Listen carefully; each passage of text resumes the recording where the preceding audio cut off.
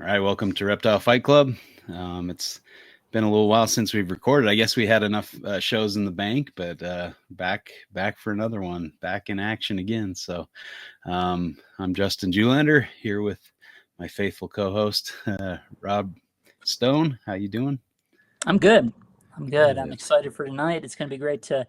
You're going to lead the party, but it'll be a little bit different from what we usually do. But I think it'll be great.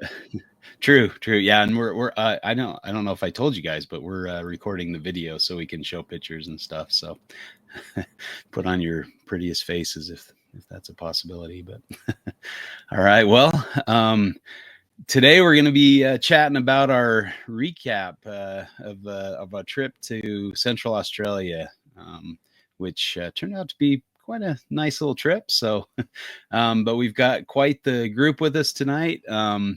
I'll introduce Jordan first. He's been on the podcast before, but he celebrated his 50th as well on the trip. So it was kind of a joint birthday bash out there. It was pretty nice.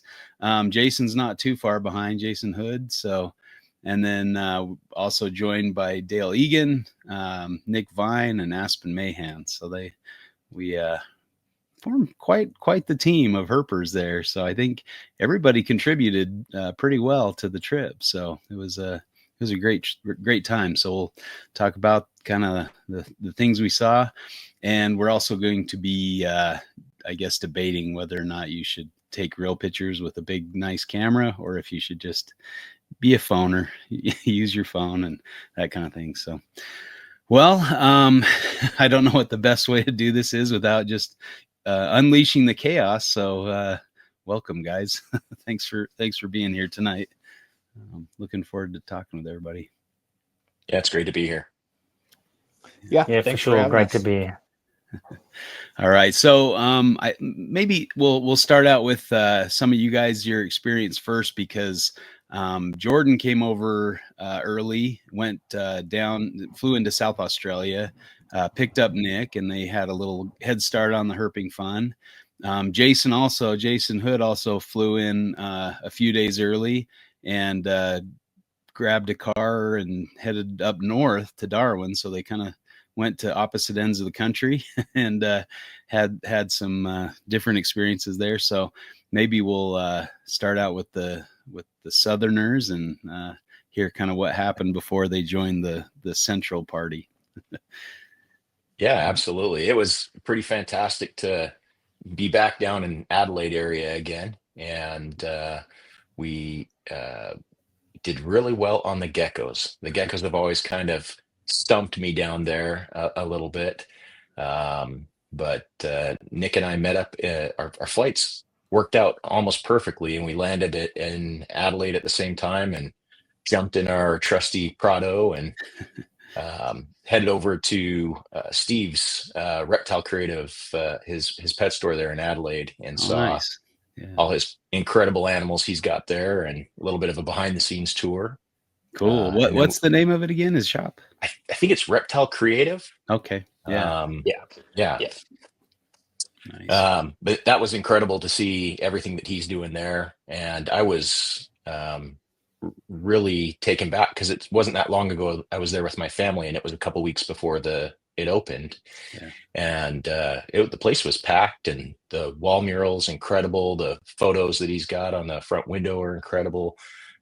Lots of great products, incredible animals. So that was really neat way to kind of kick off the trip, is to see a lot of the Australian kind of deli cup scene, which is not something that I've seen before. So really neat to see that before we headed out to the peninsula. And the only downside was that Steve didn't join you in the trip. He was supposed to join us, right? Yeah. I was hoping his loss, I guess. He'll be kicking himself here in this podcast, because I know he wishes he was with us. Right. Yeah, that was unfortunate. He couldn't make it. He was planning on it in the beginning, but some other circumstances kept him from making it. So sad to miss out having him there and hearing what's the song the Fraggle Rock. Fraggle Rock. Yeah. I hummed it the whole trip. I kept it down low because I didn't want to steal his thunder Right. in case he joined us towards the tail end of the trip. But so you There guys you know go. I was humming Fraggle Rock the whole trip. But yeah, so we made our way over to the Eyre Peninsula, which is a bit of a drive after that long flight. Mhm. But we made it out there. And my first time out there was 2 years ago with you, Justin. And Yeah. while we did get the Thorny Devil and that beautiful mulga we saw then, we didn't see a Thorny Devil this time. We didn't see the Agurnia that we'd hoped we would see out there. But the goal for me was to see the Nephurus that I had missed, the Stellatus down there. And of course, Nick was out there last year and he nailed it. And that was the breeding pair you found out there, wasn't it, Nick? Yeah, that was in November. Yeah.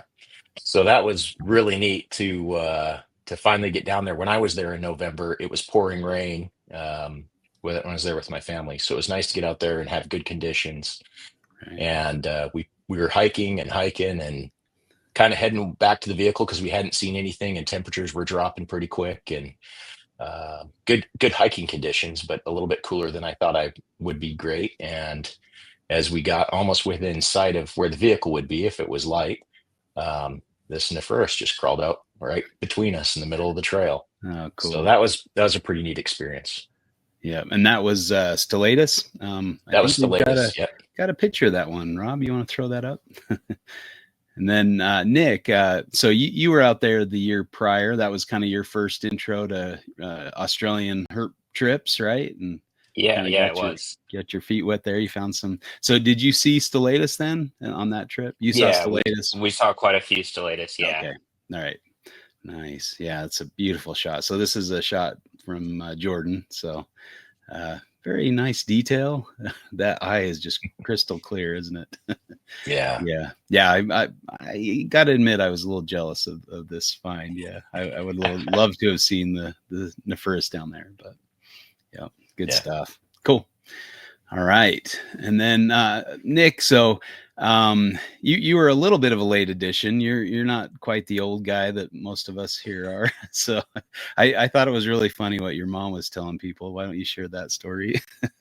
Oh yeah, my mom just got a kick out of the the idea that I was going to be camping in the desert for 3 weeks with for for a bunch of people's 50-year birthday, and on the younger side, but I wouldn't have missed it for anything. It was incredible.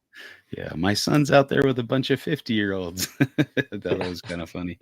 Yeah, Nick's young enough to be probably my second to youngest kid. He's about the same age, so yeah, cool stuff. But yeah, definitely worth having you there and productive herper, and yeah, it was great to meet you in person and have you out there. So.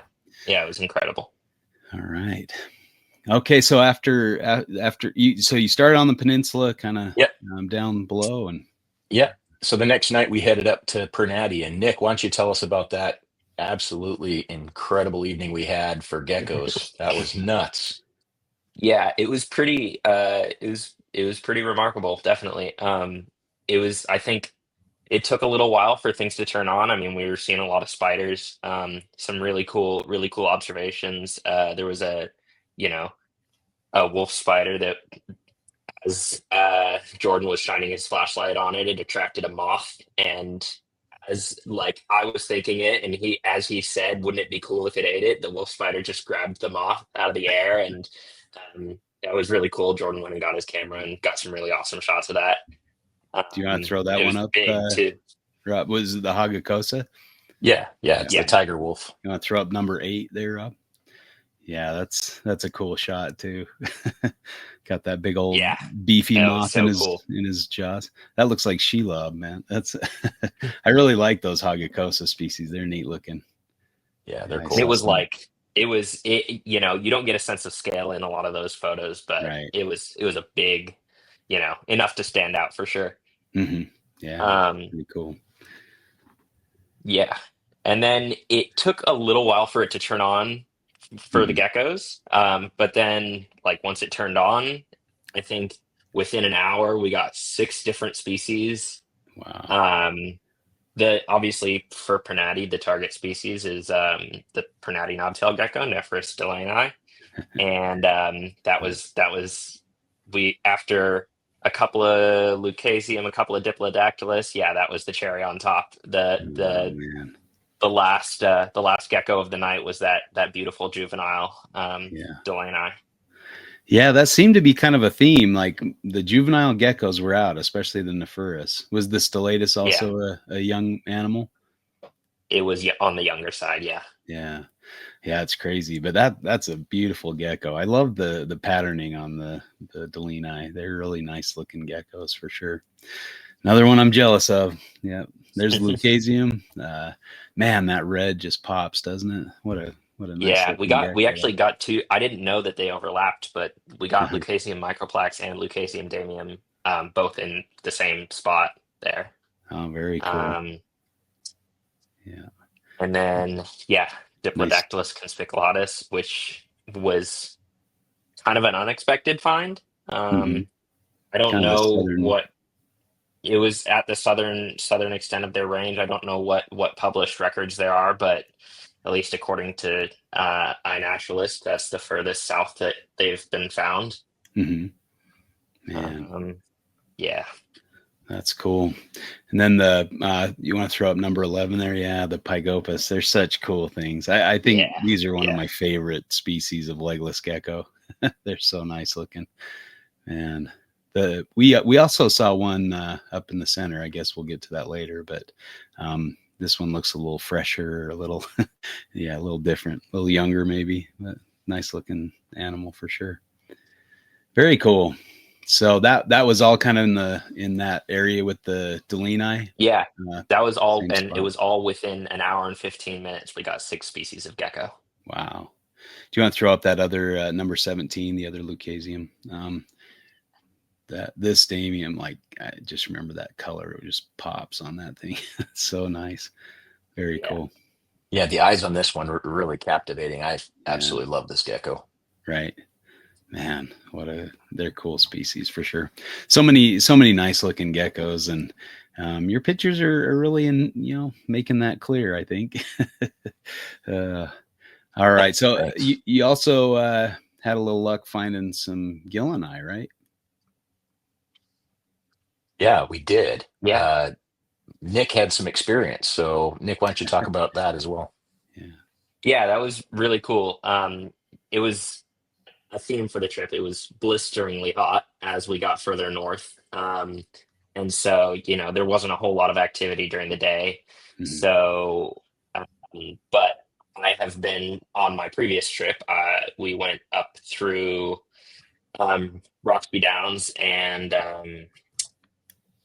I think we got all the way up to Roxby Downs. We found Gilleni in 2 locations. And with that, having gotten experience with somebody else who was a lot more experienced in South Australia, I kind of got a feel for what the habitat looked like, and it was really cool driving through that country and seeing, just the expanse of mulga carcasses, and knowing that these are the pygmy mulga monitors. I was like, we should stop and take a look around, and it was actually really interesting. Before I found this individual, like just the way you look for them is you kind of look down in tree hollows and try to see them because it's too hot for them to be out basking. But one of the things I noticed is, having kept dwarf monitors before, actually there were a couple of those refugia that smelled like my monitors back home, which I was like kind of surprised by. I didn't. That was the first time I'd noticed it, and I don't know. Maybe that's a new method for herping, is sniffing out the Gilleni, but I assume that they're just, individuals are often confined to unlike a lot of monitors, confined to a pretty small area. So their droppings probably collect in sheds and whatnot. And there definitely is a smell associated with that. Yeah. Did you know if the droppings and shed skins and things were kind of inside the hollow, or are they? I can only assume. I don't. So that's I probably should have looked a little bit harder. I was a little bit delirious walking around in 42 degrees in the with zero shade. And 42 then, being we're in America oh now. yeah. I know you're still in Australia, but Well, and what is it? It's like 100 and something. yeah. I can think about, I know what 42 degrees feels like, and I know what 105 feels like. I just don't know what the conversion is. 107 is Fahrenheit. Okay. So 107. Yeah. So that's close pretty, enough. pretty good. Yep. It's pretty warm. I think the other Um, tough thing is those mulga trees are so white looking in that sunlight. Mhm. Yeah. You know, you're in the heat of the day, and so when you start talking about the crevices, it's just black inside there. Yeah. But Yeah. yeah, Right. it was really neat. That's cool. And it's neat to see kind of the termites leavings there on the Yeah. left side of the Yeah. shot. Yeah, that's probably been dead for a little while and the termites are taking over, and that's cool. You wonder if he's snacking on termites at some time. What a find. That's very cool. And then here's another Rhynchiodura, the fine-snouted geckos. This was a different species than we saw in the center, but yeah, this was the Is it Variensis. Arensis? Yeah. Yeah, very cool. They're such nice looking things. And then was this also in the same area, or is this? No, this is tessellated. That's tessellatus. This one is up in Cooper Pedy. Okay. So Yeah, so we made the run up there to see if we couldn't find a taipan and get to experience some of that taipan habitat that I've heard lots about.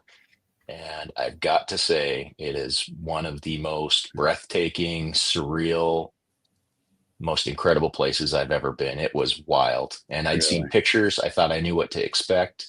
But when you stand someplace on Earth and you look as far as the eye can see in every direction, and there's not a single plant around that you can see, it is really a wild experience. Yeah. Next to the road, you got a little bit of grass, but when you take 10 steps off the road, and there is nothing. And every horizon is a mirage. And so you literally have this, it looks like Mars, and then it just disappears into mirage in every direction. And you'd think that there's no life, but as soon as the sun went down, every pebble on the road grew legs, and there was little dragons everywhere. Yeah. And then, of course, is the picture on the screen, my favorite little brown elapid. I think we found, 6 Suda the first night? Something like that, yeah. Wow. Yeah. There was a bunch of Suda out and moving. Yeah, it was, but beautiful animals nonetheless. We did not find our taipan, but the gibber dragons, the earless dragons, and the Suda were stunning animals to find. And it's really wild that there's that much life. Soon as the sun stopped beating down on us, the place just came alive. So it was really neat.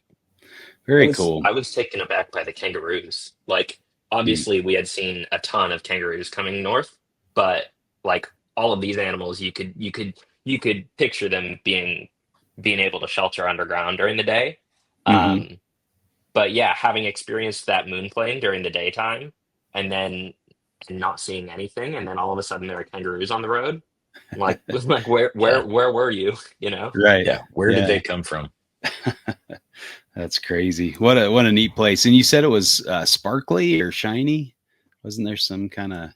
Yeah. So it looked like there was glass broken, and I was like, what is that? Like, is someone dumping glass out here? And we pull over, and I looked it up, and I think, it's gypsum crystals. So there's petrified wood and gypsum crystals everywhere, but it literally is big sheets of this clear crystal. You could see your hand through it. Just really was wild looking. But in the bright sun, it just sparkled like broken glass as far as the eye could see. It was really wild. And then, of course, you look out the other window where you've got the sun behind you, and everything's just this soft dirt, cracked dirt, brown soil as far as the eye can see. So really, really neat area. The dingo fence runs right through it. So it was interesting to see. I've always wondered how they keep the dingoes from crossing, where the roads are. And of course, as we pass through where the dingo fence is, this siren kicks on, and it was, super blaring loud. And so I was like, Wow. oh, well, that makes sense. You could use an audio deterrent and still have, to be able to keep them from crossing through those areas. So another new thing for me to learn about Australia. Yeah, that's really crazy.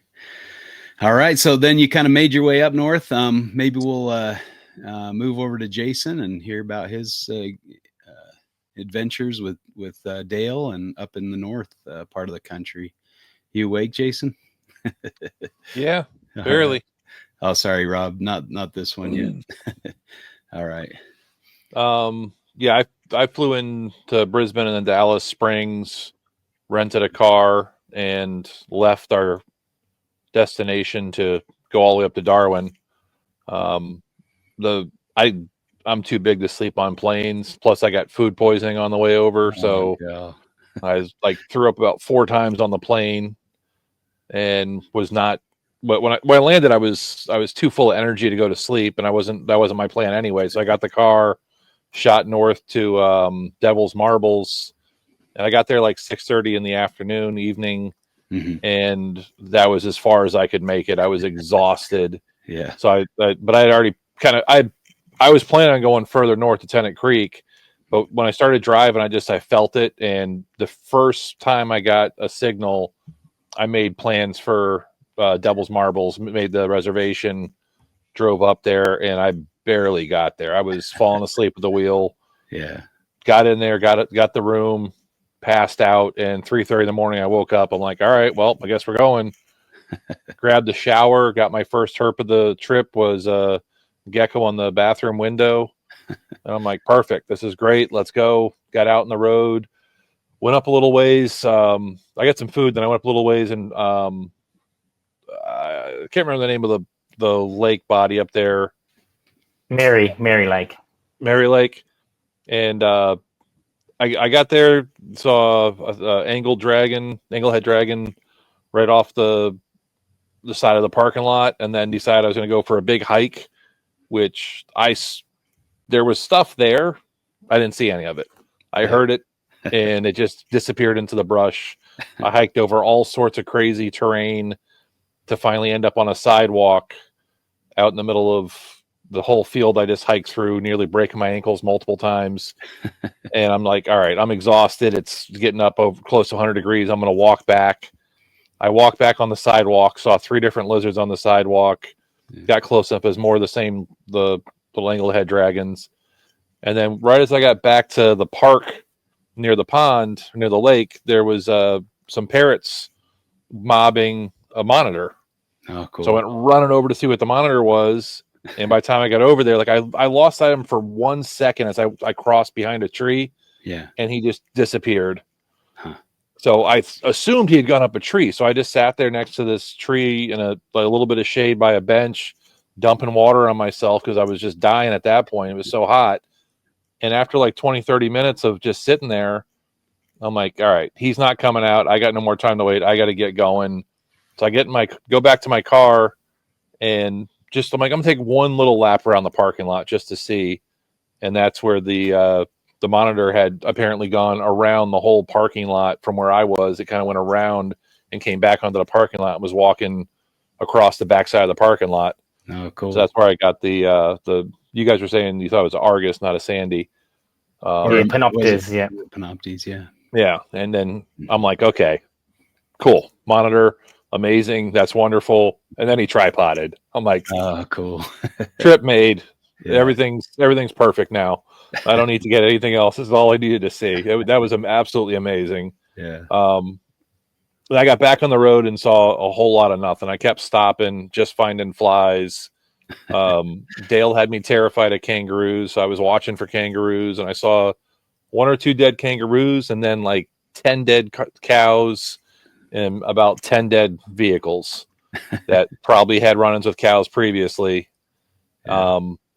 Got all the way up to Kakadu Park, and I made another stop at Edith. Tried to go to Edith Falls to see if I could see something there, just to try to time out my time going into Kakadu for darkness, and I did. But also my exhaustion kicked in right as I got in there. Couldn't figure out my headlights, like I told you guys. Yeah. That was a nightmare. I had my flashlight at the window because the first thing I had was donkeys right outside the window, like 3 feet from the car that I didn't see at all. Mm-hmm. And it was about a dozen donkey. Yeah. And I'm like, okay, I need to be able to see what's going on. And my headlights were, what I found out later, were pointed straight downward. And then eventually later on, I figured out how to flip them up about an hour later. But prior to that, it was donkey, like 3 or 4 horses, and then a like full Brahma bull. But they were all off the road. And the whole time there was the frogmouths that were just kind of hopping down the road in front of me. And initially it was just one that I was kind of making fly down the road every 100 yards. And then I got a second one. So I'm slamming on the brakes every 50 yards or so because there's another tawny in the road. And then right about then was the water buffalo. Complete stop. I'm like, I got to figure out these lights. Finally figure out the damn dial because I kept running the dial up and down too fast to allow the lights to adjust. Gotcha. Finally threw it up just out of frustration, and when I left it up, the lights went dun dun dun dun dun. And that's the picture I grabbed of the water buffalo, and it had not. I was there long enough to figure out the lights. I got in and out of the car, sat back down, figured out the lights, shined the thing with my flashlight, and took a couple pictures, honked the horn, then went to drive around it. And as I went to drive around, it was the first time it thought of moving. And the entire time, I'm just thinking the speed limit here is either 80 or 100 kilometers an hour. I was doing like 20 or 30 because I couldn't see anything.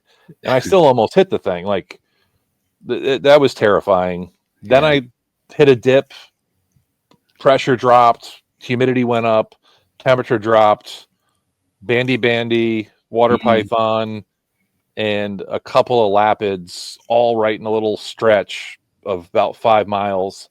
I didn't get to see what the lapids were. They got off the road too quick. And this was in Kakadu? In Kakadu, yeah. Nice. Got to the end of that little section, and I thought, man, this is it. I got to turn around. Like the pressure changed, temperature went back up, humidity went back down. I'm like, no, that was it behind me. I got to do that 5 miles again. And I pulled over and stopped, and I went, there's no way in hell I'm going to make it. Because the other thing is, I'm getting exhausted, and my arrival time at the hotel was originally 8, then it was 8:30, then it was 9, then it was 9:30, and at this point it was probably at 10. I didn't get there till 10:30, and that was Coinda Lodge, and they are not there to check you in late. I had to drive around for another half hour, finally find the buzzer to get them to let me in, to find my room and sleep again. I'm trying to rush this. I know we got a ton, but Dale, I wanted to ask Dale a quick question. The bandy, is that kind of a rare occurrence, or are those pretty easily to find up there? I've never seen one out there. No, they're pretty rare. They are known to come out after the rain, so I think Jace timed it beautifully. When we were chatting earlier, sort of leading up to the trip, I sort of recommended that when he hangs a ride onto Pine Creek and goes into that Kakadu National Park Road, he tries to time that with sundown, and sort of that's what he was referring to when he went and stopped at Edith. So it was perfect timing, I think, and it's probably planning as well from Jason's perspective, where he's hit that right at the dark period as the sun went down, and then he was fortunate enough the rain just started and stopped, and then the bandies come out. But yeah, they are typically seen. They're not fully rare, but they are fair. It's not something you see fairly often. Like obviously, you got a water python as well, which is a bit more common. But the bandy's a good find or a great find in anyone's book. Yeah, no, that's cool. Yeah. Then from there, I ran up to the Dale. You want to say the proper pronunciation of the rock art site so I don't butcher it? Yeah, so I went up to Nalangi Rock and had a bit of a scout around there. Yeah. I did that hike. Yeah, it was beautiful. I did that hike during the day, and it's the middle of nowhere forest. And the thing that's kind of shocked me, well, it's out of season, so they're not doing anything to maintain roads or paths or anything. So the paths were super overgrown. Grass was 6 to 8 feet high, which was a neat feeling for me to be walking through grass taller than me. But as I got close to the rock art site, my phone just went nuts. All this notifications and signal that I was missing from Signal all popped through at once up there. And I assume that's because they've got hidden cameras or something that they're using Wi-Fi for, internet for, to relay back to somebody, or sensors or whatever. But whatever their security protocols were, it was great. I got to call my wife, do a video chat with her with the rock art, contact Dale, get some suggestions from him where I could spend the rest of my day. And did that, and the rock art was amazing. They had some of the, I didn't realize as I was looking at there, Jordan mentioned it later, they had the X-ray style art where they were showing you the skeleton and also different cuts of the meat on the fish and the turtles and whatnot. Yeah. So it was kind of nice to get an explanation after the fact of what I was looking at when I was up there. Yeah. Went back to my pictures and enjoyed that stuff.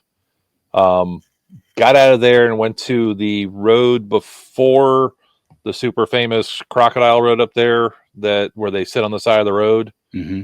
I had the crossing. It was Cahill's Magilla. Magilla. Oh, yeah. No, he was on Pally Road on the way to Cahill's Crossing, and he had to stop at Magilla Crossing. Gotcha. Yeah. It was 1.5 meters to 2 meters deep across the road there, so it was a rental, but I didn't want to risk it that much. Yeah, right. And Dale gave me the great advice: even if someone's swimming there, don't go swimming. I'm like, yeah, no, I'm good with that one. Yeah. But it was cool. I pulled up, got to see the road going under the water, and that was neat. And I just kind of look over, and there's a Mertens monitor just scooching across the surface. So I shot that to you guys. And that it was just like, show up, pop the Mertens, move on with the rest of the trip. Perfect. I was literally there for 2 minutes, and the Mertens were just there, and then nothing else. I stayed for another half hour, 40 minutes, and nothing else happened.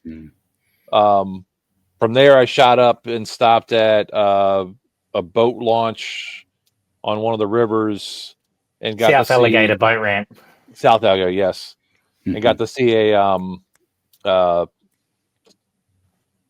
skipper. Mud skipper, thank you.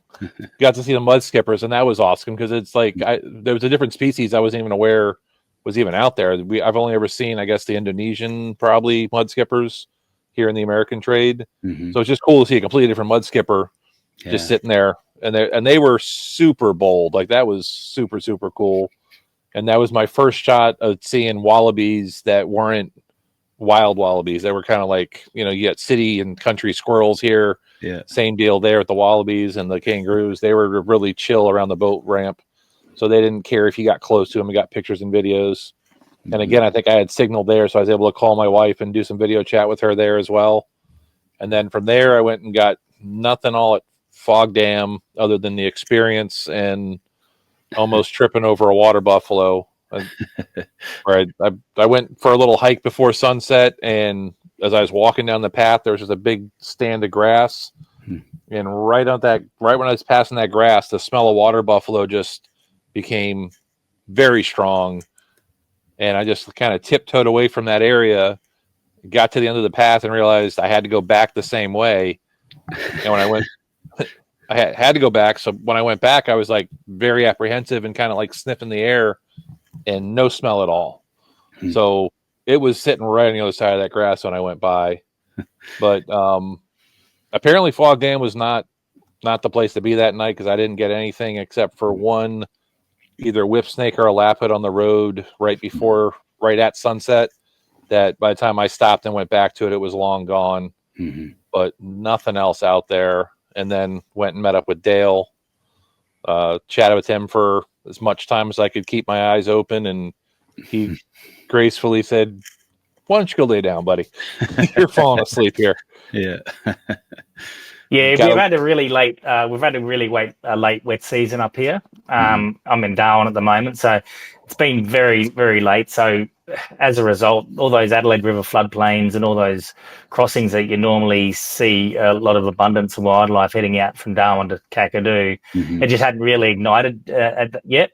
Particularly Fog Dam, when the floodplains are really up, that's when you start seeing a lot more of the waters and slaties and lesser whip snakes and a couple of death adders as well around the place. So it hadn't really hit, but obviously the rain have just kicked off in the last week or so, so that's probably going to be a reasonable spot in the next week or two. Mm-hmm. Yeah, we when we went to Fog Dam in October with Rob and the group, we pulled up behind this car. This car was stopped on the side of the road, and there was a big water python right next to the car. And we got out and we're taking pictures of them, and they're like, "What are you looking at?" We're like, "Oh, we thought you were stopped. We thought it was some herpers stopped for the python, but they were just looking out over the floodplains and stuff, looking for whatever. They didn't realize it was a hot spot for water pythons." It was kind of funny. Yeah, you can get a little busy out there, but Yeah. it just depends on the night. And as you know, when you start cruising that wall, you get some long neck turtles and stuff sort of crossing. So, Yeah. and you know, you can't really have your high beams on if another car's approaching the opposite way. So you sort of have to wait for them to pass and then go through again. But yeah. We only saw one other car, right, Rob? There wasn't much traffic when we were there, but yeah, old Grinchy. I can't believe you forgot. That's right. I think she was trying to. Happy she local. was looking up for water buffalo. Well, something. That her vanity plate said Grinchy. That's right, old Grinchy. Old Grinchy. Nah, it was obviously a huge effort from Jason. Like he, landed. He's been in Australia for an hour and a half. Just jumped straight in a hire car, took off straight up to Devil's Marbles, Tennant Creek, and then he had nothing short of a 1,100 kilometre drive, or 900 mile drive up from Tennant up into Coimbra, or Devil's Marbles into Coimbra. So he was probably running on fumes by the time he got to our place, but it was doing pretty good. It was a shame that obviously it was the seasonal closure of Magook, Gunlom, even Kale. So there's some really magical parts of the park that unfortunately you didn't get to see, but just means you have to come for another trip. That's right. Yeah, everybody I talked to about Cockatoo said it's just magical, and I just kind of got the very outskirts of it all, and that was something that kind of sucked. I didn't really have time to spend there. One exhausted evening driving through it, and one fairly exhausted day hiking through the heat in the humidity, and by myself with nobody around to throw ideas off of or anything, or to feel comfortable like let me go a little further, do a little more. There's someone else here in case a water buffalo stomps me out or something. Right. But I'd love to get back up there. But we finally met up with Dale and just kind of tried to find some. One thing I did see when I stopped for the rock art was a bunch of little brown skinks all over the place, and at Coimbra. And at Dale's place, we started looking for some, and that was like the beginning. At the trip of his garden, go through all the different. For me as an American, one thing I thought was really kind of wild was all the different exotic fruit trees that he had in his yard. I thought, like Australia has all these rules and regs, and you can't, if your feet are too dirty, they're going to stop you in the airport. If you had seeds on your shoelaces, you're going to get thrown in the slammer here. And I go to his place, and it's just he had all this really cool fruit trees and stuff, South American stuff and whatnot. But from there we went on to breakfast sandwiches and coffee and monitor lizards. I'll let Dale talk about the hard herping we had. Yeah, no, we didn't have too much time because, as you guys know, we had to sort of head back south again. This is on the Wednesday, so we gave Gavin Bedford a shout and caught up with him around the foreshore area, and then we grabbed a bit of a bacon egg sandwich and a coffee, and sort of did some nice meandering along the foreshore. And all right, there's a Scalaris, there's a Mitchellii, there's another Scalaris. So heaps of monitors around in those palm trees. So which was nice. Sort of Jace, after being doing it tough for the last sort of 36 hours, he's meandering along the foreshore with a sandwich and a coffee, just looking up, checking out all the Varanus species on offer. So he said, "This is the most chilled out herping I've ever done." And we probably saw a dozen odd Varanus there, whether it be the spotted tree or the Mitchell's water monitor. So he was pretty stoked with that. It was great for Gavin to to come out and say hello, and Jace got a chance to meet him, so that was good. And then we just jumped in the car and had a bit of a look around the corner. We managed to get the iconic frilled neck lizard, the king eye for Jace. So that was really good. He managed to find one of those. We didn't have to look too hard either. He took about 4 or 5 steps out of the car. There's one. So that was, yeah. We were toying the idea of going to East Point and looking for the mangrove snake, but we were starting to run out a bit of time. So we did the quick cruise through Mitchell Street, showed him, Crocosaurus Cove entrance and a couple of the street arts there of the blackhead python and that on Mitchell Street. And then we headed back and loaded the car up and headed on south. I'll let Jace sort of take off from there if you want. We went through Catherine and then around Daly Waters. We saw another Argus or Panopters around there, but yeah, we didn't leave Darwin until probably 1:30 p.m.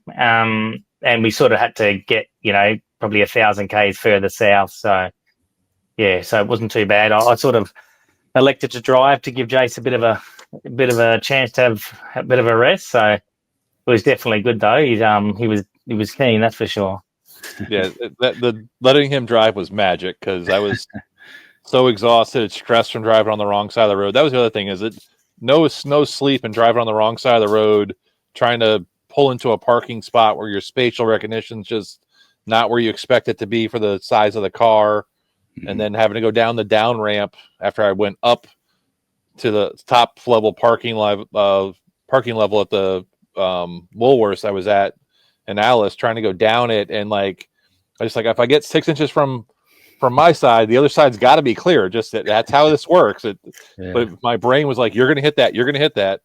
That was a mess. But yeah, when we went looking for the monitors, it was literally egg sandwich, coffee, and I got to get my phone out. What do I do here? And trying to juggle a coffee and an egg sandwich and your phone to take a picture of. Oh, there's another Varanus. So wait, there's another one. Hold on. Let me put this down over here on this bench real quick to take another picture. That was definitely not my normal style. It was like walking in Florida and seeing the anoles. They were just kind of everywhere. Yeah. And the people there were definitely kind of giving us some side eye.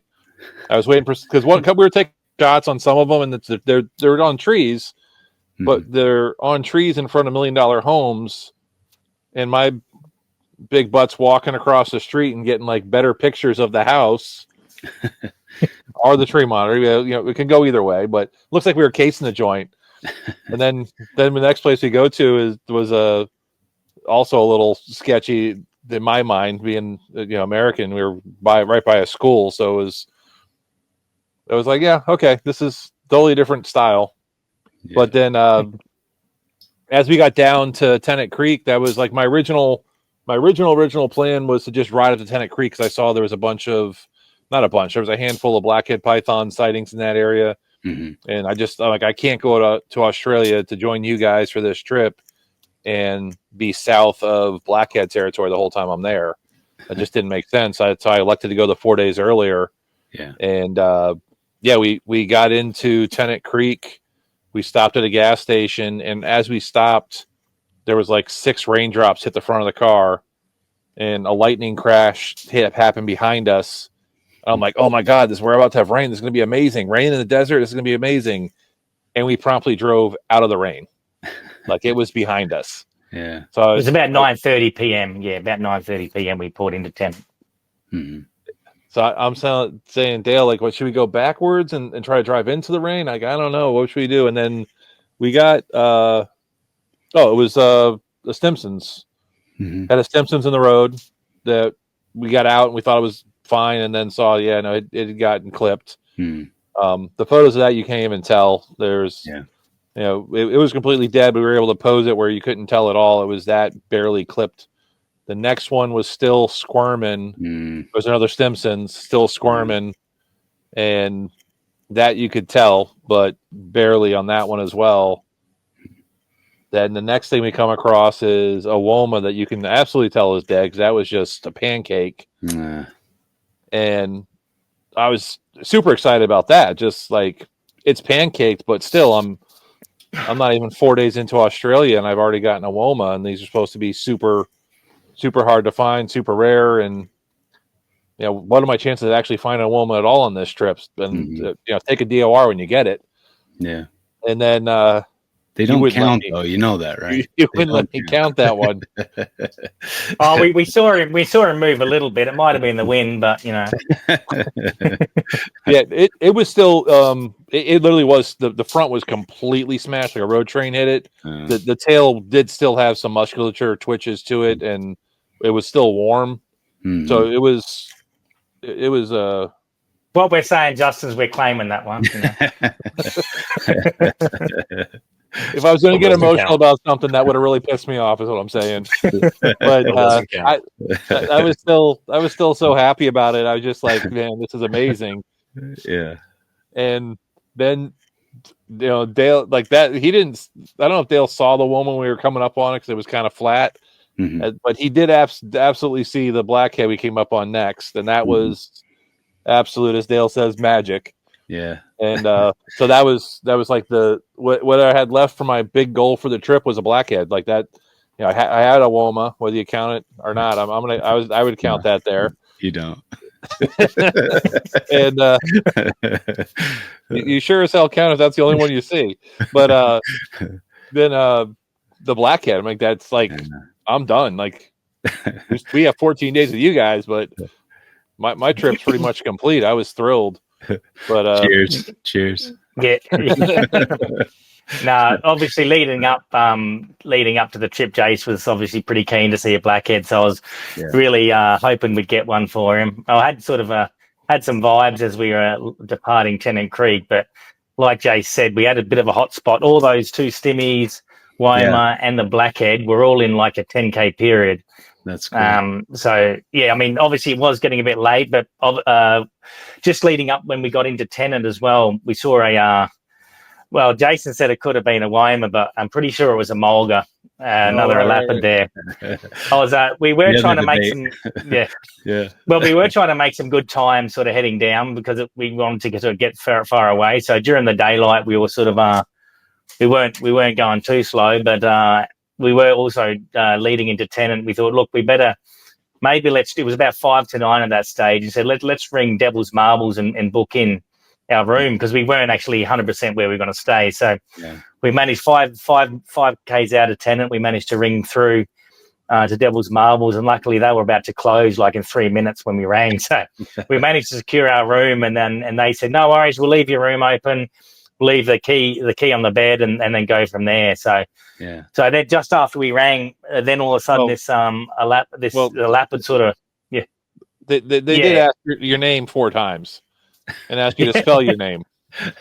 Yeah. The reception may not have been 100%, so it was a bit of I said, if the phone breaks out, we'll be there. Just make it happen. So so we did a U-turn just before Tennant to look for this elapid, but it sort of indicated that it wasn't a Woma because I think if we had done a U-turn, I've never seen a python move that quick. So definitely an elapid. So it was a bit unfortunate we missed that one because we scoured it for probably 5 or 10 minutes around the place. We didn't see it, but as Jay said, then we sort of made our way into Tennant, past Tennant, and then we had that bit of a hot spot where we got the blackhead, a couple of stimmies, and the Woma. So that was great. That's pretty rare to find a blackhead and a Woma in the same area. That's pretty amazing. Oh yeah, definitely. I mean, if that had been, it would have been a Herping Hall of Fame moment if that Woma would have been alive. I reckon in that sort of a short period. So it was definitely great. But just to sort of, and then we sort of kept sort of cruising down the highway. We didn't see too much other than that. And it would have been about 11 o'clock at that stage, and sort of finally we got to Devil's Marbles, and I thought finally we'd just driven for like 10 hours, 1,000 Ks. Jason's like been awake for probably 72 hours at this stage, and then we got to Devil's Marbles. We thought finally we can go to sleep here, and Jace said, "Oh, why don't we just go for another cruise further down the highway? We're up, we're here." So I was sort of keen anyway, but it was obviously a bit tired. So all right, no worries. We went for another 25 Ks down the highway, did another 25 Ks back again. So had another 50 Ks. Then we got to the Devil's Marbles, and turns out they didn't leave the key in, and the door was locked. Oh And god. it was about 11:30 at this stage, and we thought, oh great, Yeah. So, but anyway, we managed to. Jason managed to find one of the staff quarters and knocked on the door, and they managed to let us in, which was good. That's good. Yeah. Some poor little Asian girl with my big ass in her doorway at 11 o'clock at night. She's like, "Who are you? What? How can you help me? How can I help you?" And yet she was like cleaning staff, so she wasn't even for like front desk or anything too. So she had no clue whatsoever. And there I am, showing up to wake her, get her. And she was like in her like not a nightgown. She was like in sleeping attire though. Yeah. Like she was in bed, but her light was on. So you're getting the knock on the door if we don't have a key to get into our door. Because while I was really willing at that point, if everything was perfect, I was almost willing to jump in the car and take another run. But once we couldn't get in the room, and we spent another half hour trying that to finally get in, at that point, like the exhaustion kicked in because I had that adrenaline rush rolling into the parking lot. Right. And then that adrenaline turned into kind of frustration and anger, couldn't not be able to get the room. And then, yeah, I'm like, man, I kind of want to go back out. And I laid down in the bed, and I think I was asleep within 30 seconds. Yeah. Yeah. It is amazing though, how, that excitement and adrenaline from being in Australia and the chance of seeing some of these amazing animals, fuels you and keeps you going. But sometimes you just hit that brick wall, and no amount of adrenaline or excitement is going to keep you out of your sleep mode there. Let's face it, on this trip, we hate sleep. Yeah. Yeah. I don't think we did much sleeping at all. Sleep, what's that? Yeah. But then we kicked. Yeah, sorry, Jace, go for it, mate. Then we got up the next morning and got on the road to come down to meet you guys. And from that point, we had either, I think, 3 or 4 Sangoanas or Argus, one of the two.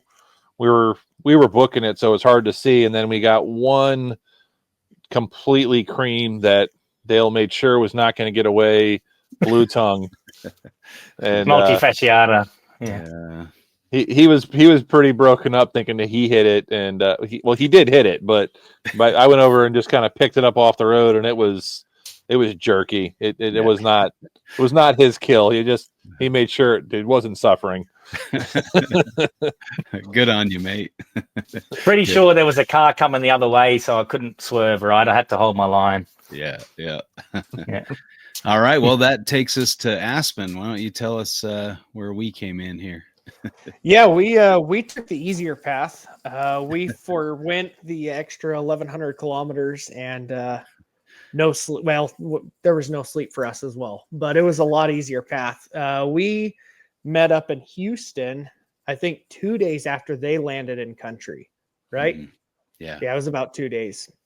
And from Houston, we flew into Sydney, made a mad dash through customs to catch our next flight, which we made easily. But at the time, it didn't seem like we had enough time.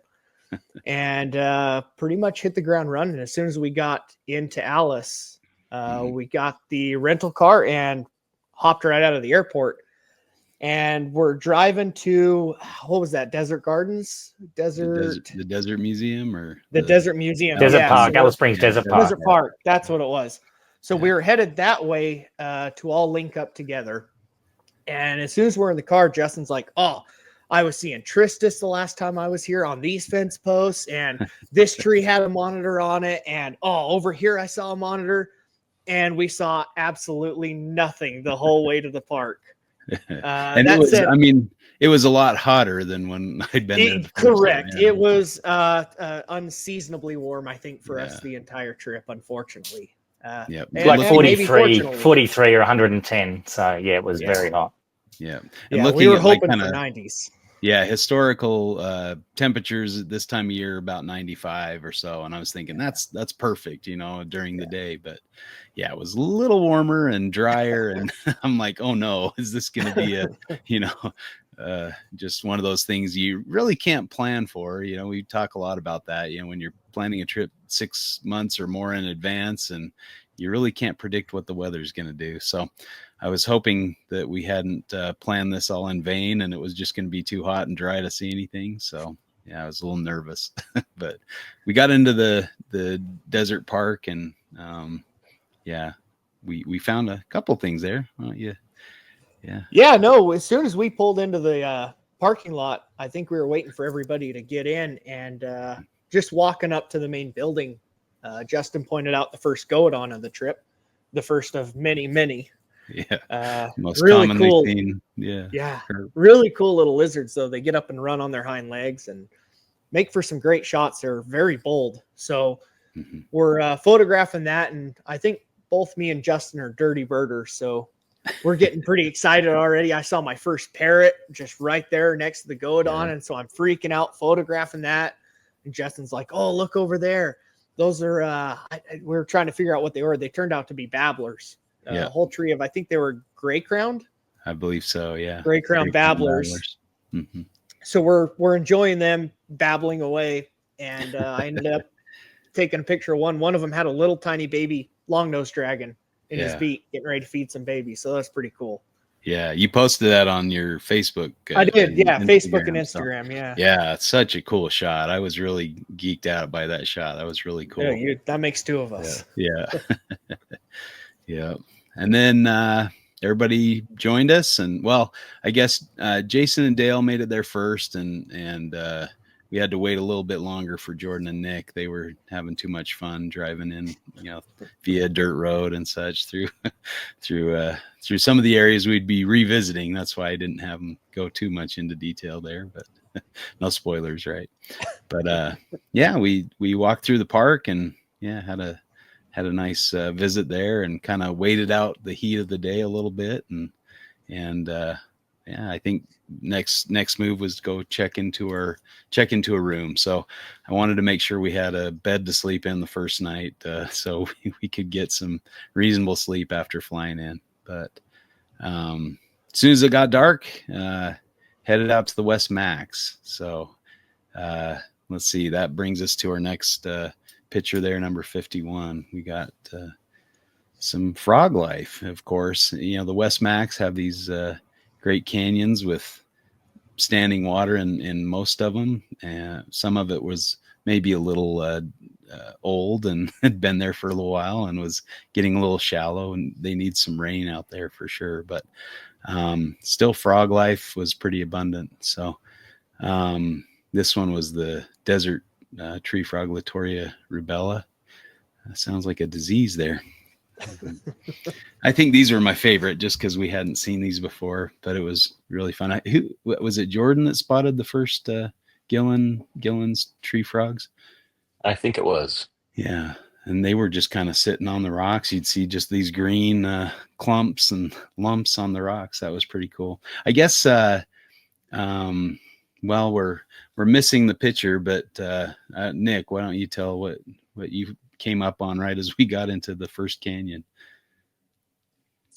I don't know how easy it is to. I have a picture I can send through if it helps, but just within like the first 10 or 15 minutes, walking into the canyon, I was walking along a brush, a bit of like, I guess it was buffalo grass brush, and there was just half of a Stimson's python sticking out of the brush, and I was very, very excited. It was funny because I had the previous few days with Jordan to like think about how I was going to react in many situations, and I was like, I wanted to just like really, really subtly pick it up and just be like, oh, hey, look what I found, but no, I was geeked. I shouted, Stimmy, and it was really cool.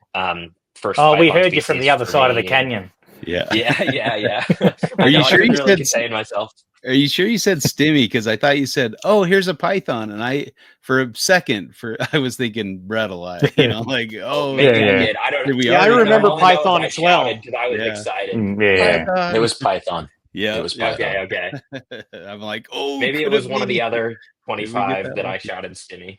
Right. Obviously, the West Max and the canyons of the West Max are a great place to look for Bredli, and that was kind of one of the main targets of the trip. So, needless to say, shouting python and holding up a fairly, reasonably sized snake makes your heart jump a little bit. But yeah, I don't know. For me, I'd been to the area and I hadn't seen any Stimsons, so that was really a cool thing. And for me, they'll always be Stimsons. I don't care what the the publication says. Those Central Australian, I mean, it looks more like a Western stim almost, but really nice specimens down there. So that was cool. Yeah. But yeah, I was very happy to hear the proclamation of python. This was another Nick find, right? Or did Jordan find this one? Or was it Aspen? This was me and Aspen. Okay. Yeah. So Aspen we got him up duck a little down bit under on a the rock. hillside. Okay, that's right. Yeah. I'm the least experienced in Australian geckos. I think it's safe to say. Anytime we found a gecko, I just call for Justin or any of the other guys to come identify it. Rob, if you can go back to that. So there's the Heteronotia benoi, which is the binose gecko, which is very common. This was a fairly closely related and actually sympatric species, the pale-headed gecko or fasciolata. And we weren't sure if, I wasn't sure if it was a fasciolata or not, but looking in the guidebook with the one from Jolly and his cohorts, it was definitely a fasciolata, and the telltale sign, I guess, is that pale head, which gives them their common name. But really beautiful gecko, and illustrated nicely here in Jordan's photo. Yeah, it's really a good shot. So cool species. This was a lifer for all of us. I'm pretty sure.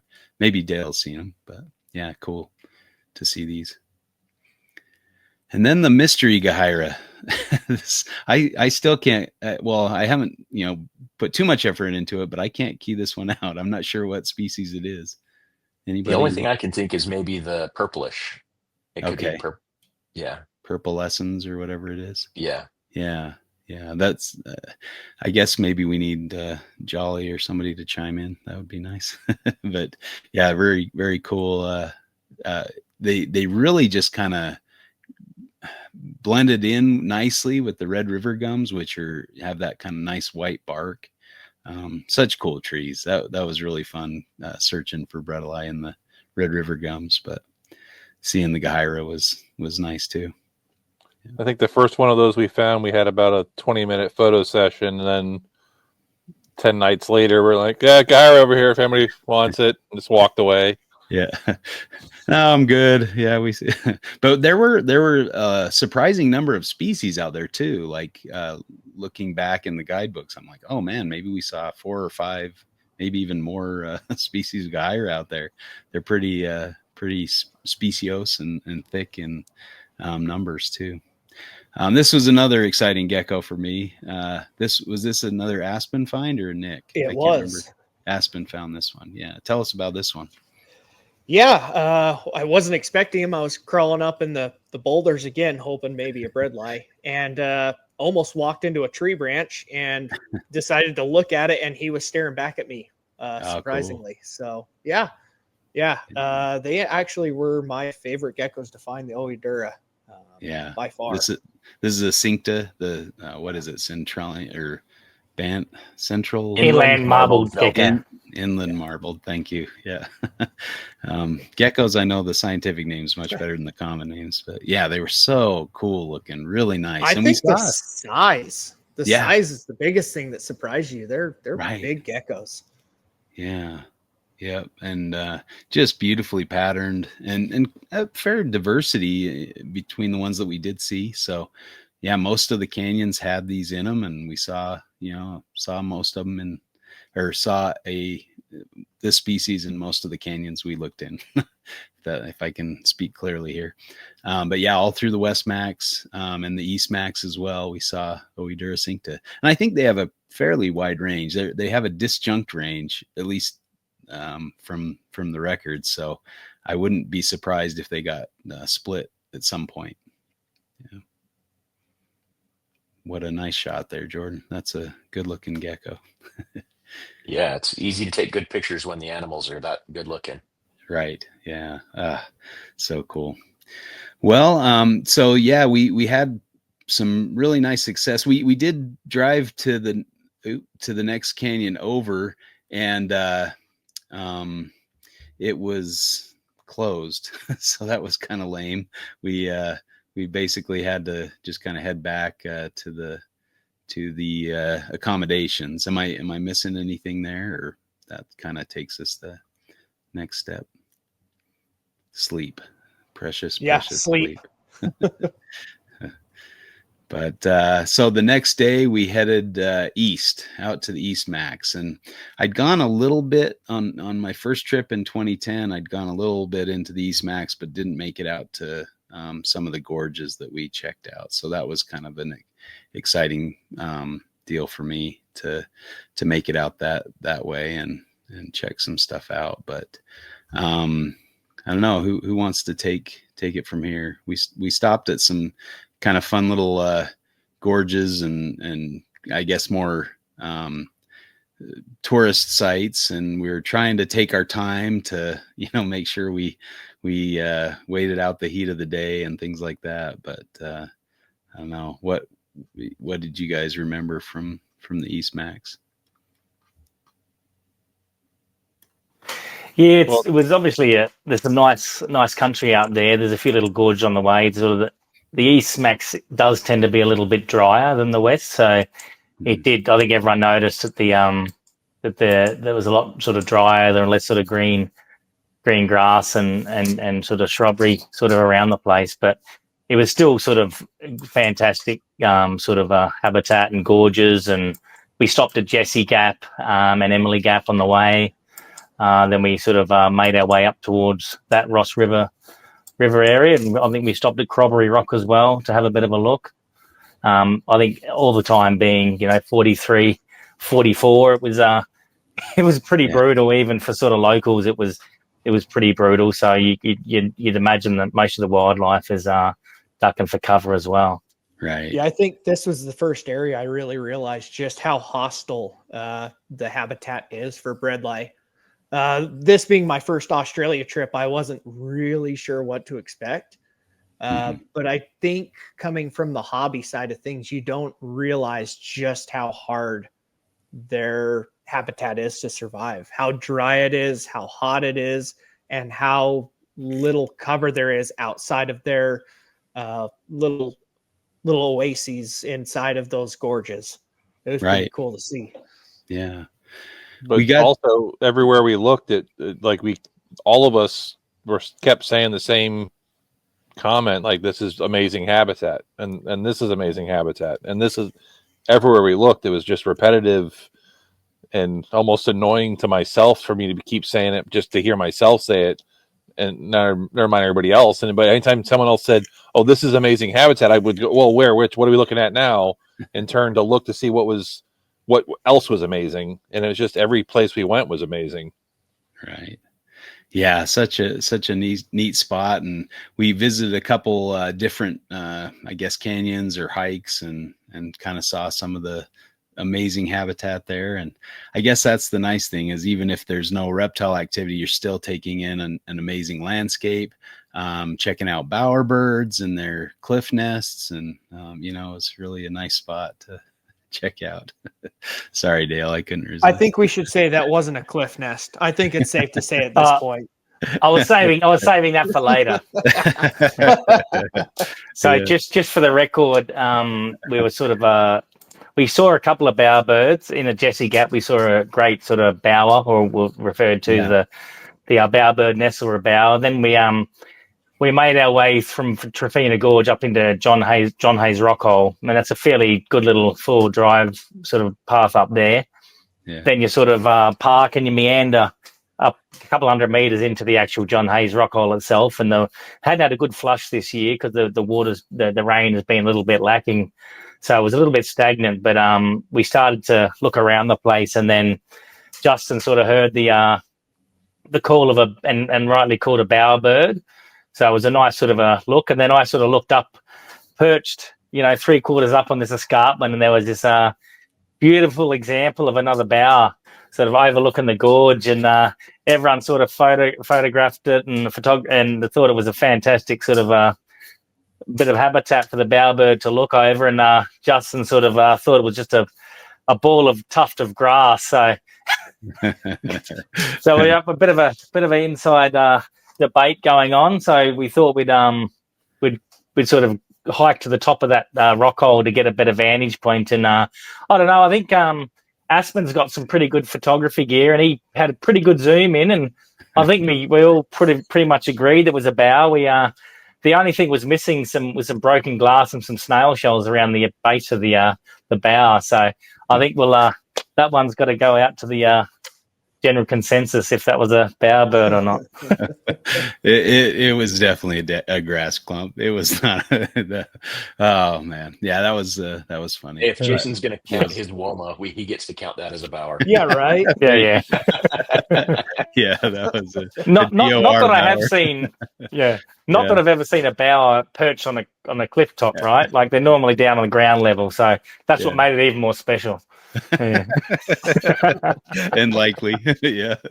Yeah, exactly. We had some fun, I have a photo back and somewhere. forth. I'll have to find the mystery nest and post it We up. can let everybody I've got chime one in. somewhere.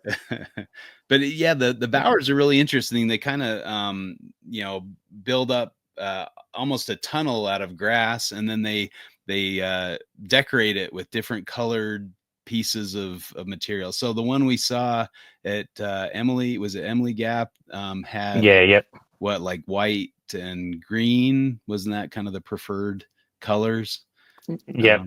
I've seen some with yellows and some with blues, and yeah, they're really interesting bird. They kind of decorate it to entice the female to come check it out and think that they're a cool mate. So they'll make these elaborate nests with much decoration. Some of the decorations are a little disgusting, but others are pretty interesting. So sometimes they'll get like pieces, shiny glass or things like that are, a little green, or they'll get plastic milk bottles that are blue or something, decorate them. So kind of a cool little thing.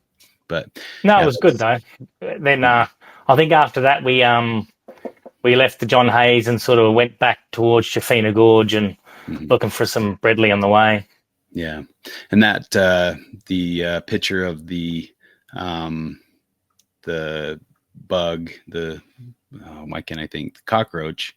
Yeah, that was kind of on one of the night hikes. We did see quite a few of the inland velvet geckos through there that were really nice, and I guess I probably have a picture one I can throw up there, but I haven't made it as far into my photos as Jordan has.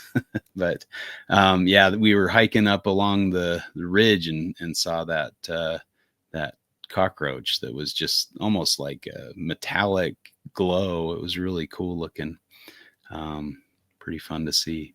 Yeah, I'm super bummed I missed the 24 karat roach. I think it was me and Jason were just wiped that day, and I decided that sleep was more important than a night hike. And I mean, it's easy to say now I regret that decision, but at the time it seemed like the best thing I could do. Well, what's crazy is Dale and I stopped back at Jesse's Gap on the way back out, and I was walking around. It was completely new to me. Until I went back to the bowerbird nest, it was completely new to me. And Dale's like, "No, we already stopped here." I'm like, "No, have we? No, there's no way." And I'm walking around. And he's like, "Yeah, there's this art over here. You remember this?" I'm like, "Kinda." And then I walked over to the bowerbird nest. I'm like, "Okay, wait, yes, now I know where I am." But it was 48 hours later or whatever, or 24 hours later. I don't even know, but it was barely 12 hours, mate. Yeah. I was. Sleep was not something we got a lot of, and I got way behind on my sleep, and it definitely was paying for it the whole trip. Yeah. After, I mean, the geckos were definitely worth staying up for, but where you'd seen them in the other gorges, but so it was nice. But yeah, this roach was kind of all that was moving when we walked across the ridge there, but really a cool area, and probably just a little too hot and dry to have too much activity. But so we made the decision we only did one night there, right? And then we headed back west.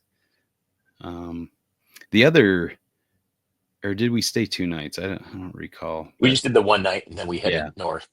That's right. So one of the other cool spots down there was that giant ghost gum that was, I mean, the photos just don't do it justice of how just incredibly huge this thing was. Yeah, so that one's noted as the largest ghost gum in Australia, and over 300 years old, and it's pretty spectacular. It's just there's not too many ghost gums around, and I mean you see a lot of big river red gums down there with the same sort of girth, but that ghost gum was just sort of phenomenal. Particularly we got to that sort of a golden hour of the evening as well, so it had the sort of nice sheen of the setting sun over it, and sort of the surrounding landscape and gorgeous. So I it think was a apart beautiful from looking that it specimen. stood alone. You weren't. Yeah. It wasn't Yeah, crowded yeah. by other trees or shrubs. It was pretty well cleaned up, and it kind of stood alone on its own glory. Yeah, yeah, incredible tree. I mean, I think if we would have like all joined hands and went around it, we may not have been able to make a full circle around it. It was such a large gum tree. Yeah, just stunning, just a beautiful Yeah. tree. It was almost a spiritual experience to walk up to it and just, put your hand on that big tree. It was just, was really neat. Yeah. And we've found out that the river red gums were shiny, right? And the ghost gums get their name because they're more matte. Is that right? Yeah. Or did I get it back? Yeah, and and the red red gums tend to fork a little bit closer to the base of the tree, Mm-hmm. and where the ghost gums sort of grow up a little more straighter, and then fork and sort of have their branches further high up in the canopy. Not in all cases, but generally, right? Yeah, yeah. Such a cool area. Well, Yeah, we and the ghost gum, what I was reading was the reason they get that moniker ghost is that powdery matte finish glows in the moonlight.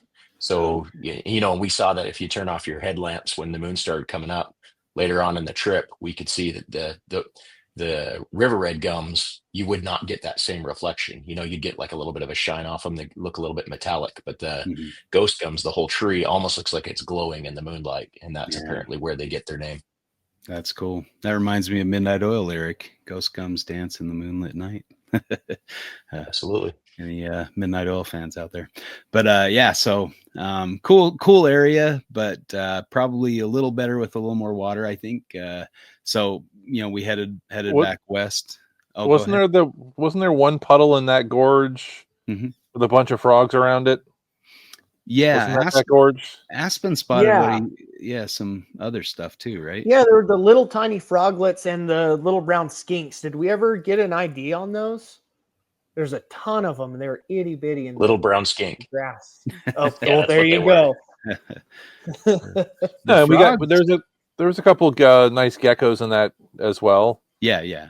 And then you guys had taken off and did something else and came back, and I think Aspen was sleeping, and I hiked around the whole thing, top and bottom, and advised you guys not to go across the top, and you didn't listen to me. That's where the roach was. Yeah. And I think it had cooled down substantially since you did it, so it wasn't as baking us as much as you experienced. It just burned out my legs just hiking up there, and it was just super dry, and like there's no herp life is going to be up there in my opinion. But down in the gorge, there was that one little spot of water, and then on the rock face themselves, there was a bunch of geckos that were there. But we'd already it was species we'd already seen, so it wasn't as exciting as the very first ones we saw. But I still think we had a great time in that gorge. Every night was a great time. Yeah, for sure. Yeah, it's hard. Well, what about the stars, right? Like the stars when we were hiking there at night, and the Milky Way was in full splendor above us. It was really incredible to be out there. Oh, it's fantastic. Yeah, that's why we were laying down on the rock, because we just wanted to get a view of the stars. It was nothing to do with exhaustion at all. Exactly. All right. Well, the next morning we decided to drive out. We were in 3 separate vehicles, so Jason and Dale took the lead, and they took off and made sure they had their radio on in case they saw something cool. They could radio us. We turned ours on, and so we start driving, and Aspen and I are in the second car, and then Nick and Jordan were in the third car. So I don't know. Aspen probably wants to tell this part. Oh, I'm fine either way. Yeah, our radios worked perfect. They were great. Yeah, I think we distanced our cars out about by 10 or 15 minutes each. And like A little too Justin far said, for the radios. yeah, a little too far for the radios, unfortunately. We're second car in lead, and Justin is playing his probably, I think by now, famous soundtrack. What was the song that was playing? It was something the Lizard Kings. Yeah, it was the Lizard Wizard, King Gizzard and the Lizard Wizard. That's what it was. the Yeah, band. something like that. And it was, I think it was it? Oh, I can't remember. I can look up the song. Go ahead. So we're cruising on. I'd happen to look. I can't remember if I was looking at my camera or the guidebook. I was looking down, and Justin goes, "Oh, that's a monitor. That's a freaking Parenti." And I look up, and there's probably, what would you say, a good 3 foot? Yeah. 3.5 kind of foot a medium Parenti. sized. Yeah, Yeah, average not size. He small. wasn't huge, but he wasn't a baby. Yeah. And he was just Parenti walking right down the road, pretty much right at us. And he slams on his brakes. I'm fumbling to pull out my camera.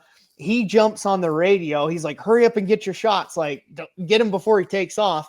And he's kind of just walking, looking at us in the shade. Meanwhile, Justin's calling on the radio. Guys, come in. We got a Parenti. Someone get over here. Come on. Who's on the radio? Turn on the radios. And no one was responding. So we're like, well, we're going to at least enjoy this guy. So we get out of the car, and he doesn't react. He kind of walks off the road, and we get to where Justin is on the tail end on the road, and I'm in the Spinifex on the side of the hill. And Justin will have all his photos up. So he had the cool end. I had the photogenic end. So he posted up probably not 2 feet off the road in a nice shady little spot and just let us shoot away for maybe 10, 15 minutes. He couldn't have been less bothered by us. Right. And Justin saw some really cool behavior while we were photographing him. Yeah. So this was my view of after he went over kind of the berm off the road, he just sat right there. And I got within probably 5 or 10 feet of him. And when I would get too close for comfort, I assume he would start moving that yellow, twitching the yellow part of his tail, just rattling it basically in the dry grass there. And it was, I didn't know, monitors would do that. I assume he was trying to take the focus off of the body and put it back on the tail, because he was holding completely still otherwise, except that tail rattle. I actually just posted a video of it on YouTube as a short under my YouTube account, JG Julander. So if you want to see that video, you can check it out there. But really cool behavior. I was excited to see that, and just excited that he just hung out and let us get within a few feet of him. Aspen was on the other side taking photos, and I was behind him taking photos. And, we moved around, and he just sat there. And then probably 10 or 15 minutes, nobody was, I kept going back to the car and getting on the radio, guys, Parenti, come in, Parenti, and so then he had enough or got warm or something and just started to walk away. And then so Aspen was kind of following on the other side of him, and I was following on this side, and as he walked, and we're taking pictures and videos and such. And then eventually he kind of like, okay, I've had enough of you two, you're getting too close, or I'm getting a little nervous. And he just bolted and just took off. Aspen kind of tried to follow along, but he just jumped off of a cliff, maybe a 15-foot cliff. Yeah, I'd say 15 foot. Yeah. Hit the ground and then turned around and entered a burrow at the base of the cliff. He knew right where he was going. Oh yeah. And in the blink of an eye, it was crazy. So what an experience for a lifer monitor, the first wild monitor, and it's a Central Ranges, Parenti. That's a pretty cool first monitor lizard to see in the wild. So yeah, I was. I won't complain. I was very happy to see that. And then, so finally, Jordan and Nick show up on the scene, and we're like, "Why?" And they're like, "Oh, we forgot to turn on our radio." So yeah, like, oh man, you just missed a nice little parenti. But so that was kind of a bummer. They didn't get to see it, but Yeah, a little And bit jealous. Jordan, well, we were about to consolidate cars. So I think Jordan was busy getting the car sorted for a couple of extra bodies. So I sort of felt a bit bad that he missed that one. So I was really hoping because we were the ones jumping in the car. So I was really hoping he had a chance of another shot at one later in the trip. Yeah, I'll blame you rather than me not turning on the radio. That sounds fantastic. Yeah, that's it. I'll take this one for the team. Yeah. Dang it, I can't find that song. I gotta locate that song. But yeah, King Gizzard and the Lizard Wizard. So fitting, I suppose. But yeah, it's kind of good stuff. Justin is definitely the king of the B-sides. that was what I learned about Justin is I'd be listening to a song. I'm like, I recognize this group. This is a one-hit wonder, and this is not their hit. Repetitively for hours. It's like, wait, I know this group. They had another song, didn't they? Like, oh yeah. Is that on here? No. Okay. Yeah. It's probably because I've overplayed them for years and years, on various road trips. So I got to keep it interesting, get a new, I put together a new playlist for this one. So it was a lot of songs that I didn't know very well, or artists at least. So I really liked the songs, but I couldn't name the artist for most of them. So, but I did remember King Gizzard and the Lizard Wizard. They're an Australian band, have some really kind of strange songs, but one of them's Rattlesnake and Gila Monster. So kind of funny, but anyway.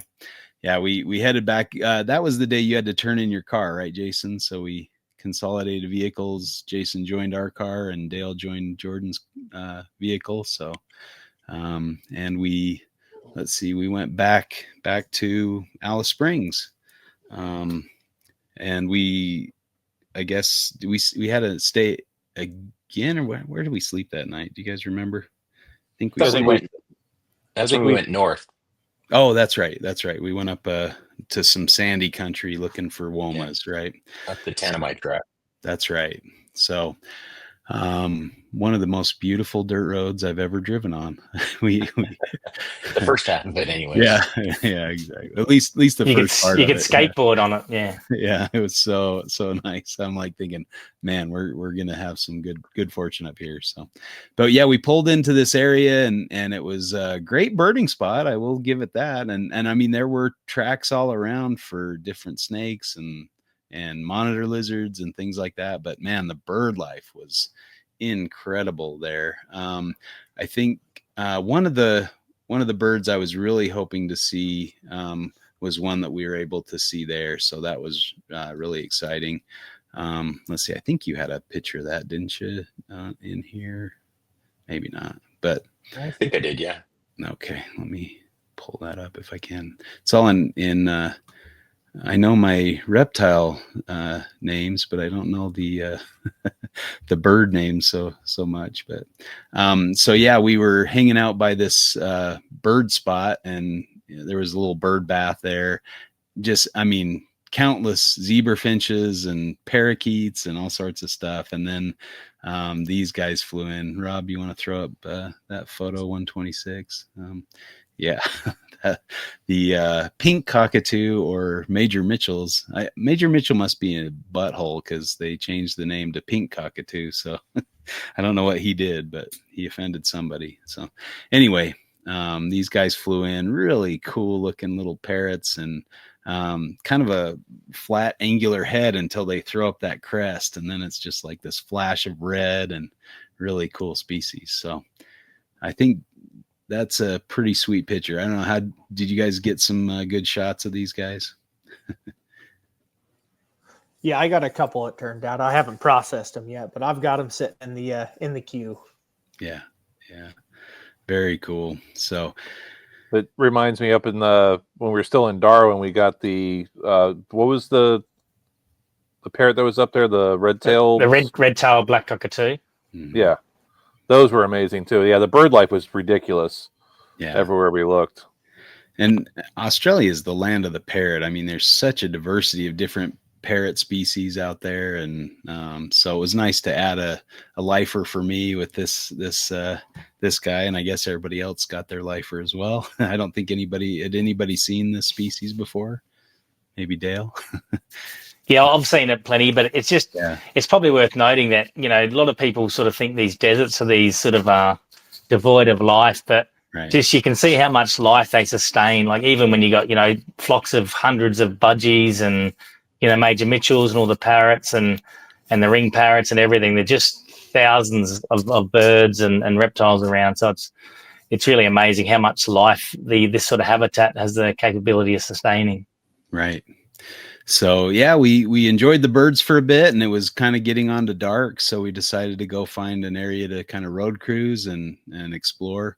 Not quite yet on this shot, but we picked this well, I'll take the responsibility, but I picked this track that I thought would be cool because it supposedly took you up by the hills, and so we're driving along. I won't let you take all the the lead on the this. map.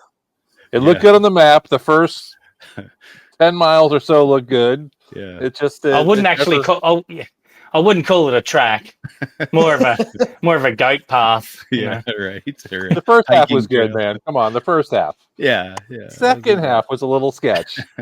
It just kept getting the plant life kept getting closer and closer, and pretty soon you're just like pushing through vegetation to get through, and some of it was Almost just needed a machete. Yeah, overgrown up above the car, and it was pretty impressive. I'll say that. And I think you used the phrase "desert pinstripes" about 9 times as right. the screeching went down the side of the car. Yeah, you just hear this scrape as you pass through, and I'm thinking, oh no, how much is this going to cost me? Like it was crazy. But we made our way out, and then all of a sudden there's this fence. But that trail was just obscene because we were like, it can't keep going on like this. It has to end. And then it didn't. Yeah. To the point that we were, granted, we were all extremely tired, but we were just started to like laugh hysterically because it can't keep doing this. Right. And then it got worse. Yeah. And like it's got to open up. And the road was like, no, I'm going to get closer, tighter to the vehicle. And I'm going to put higher grass in the middle. And at one point we were worried about what you were running over. Yeah. With the Jason car. almost slammed his head into the windshield at one point. Well, the car had the. Go ahead, Esther. No, I think what was it, over 10 or 15 miles an hour?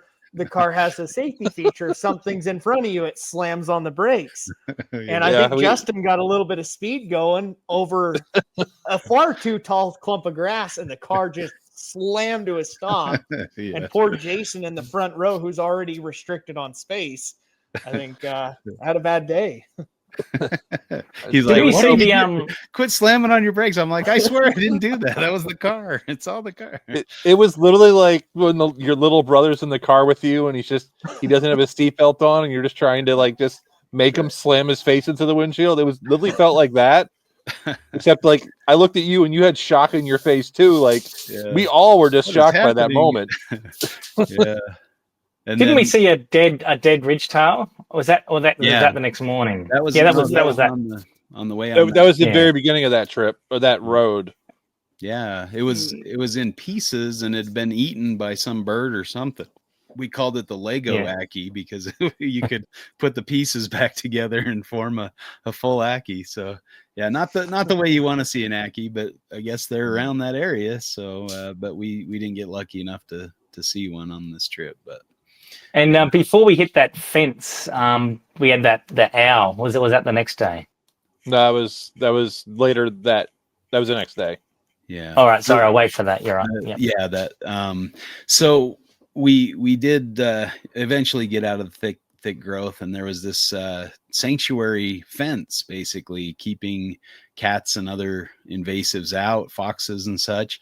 And there were some native species in there, and you'd catch a glimpse of them every once in a while. A bilby would come kind of jumping over towards the fence, and that was pretty neat to see. And we thought, oh, maybe the fence will kind of serve as a barrier, so things will come up on the road and kind of have to crawl along the fence, like a drift fence type scenario. So Drove along there for a while, and we had I think we saw a gecko or two, and then we had another radio snafu where Jordan and Nick and Dale were in the trailing car, or actually we were paralleling each other at the time. Why don't you tell the story, one of you guys? Dale, Jordan. I think you should tell this. You should tell this one, Dale. Oh yeah. Is this the Mulga or? Yeah, the Mulga.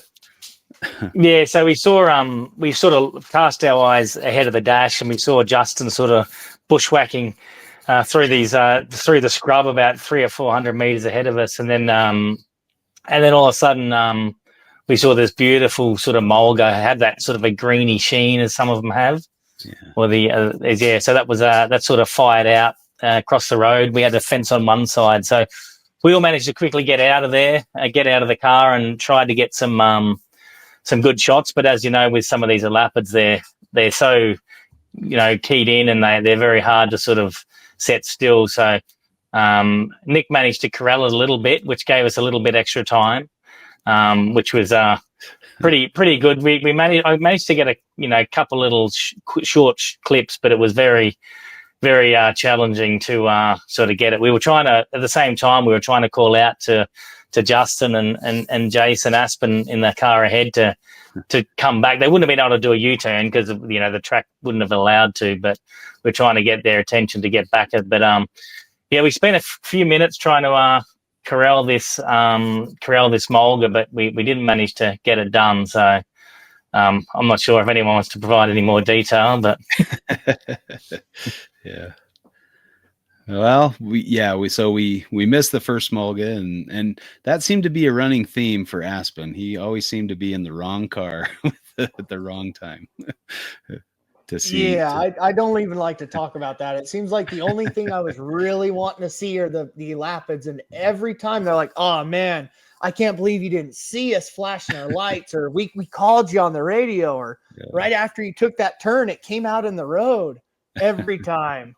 Yeah. And then we get back to service or something, and all of a sudden all these messages would start appearing. Mulga, come quick, come back, like, crap.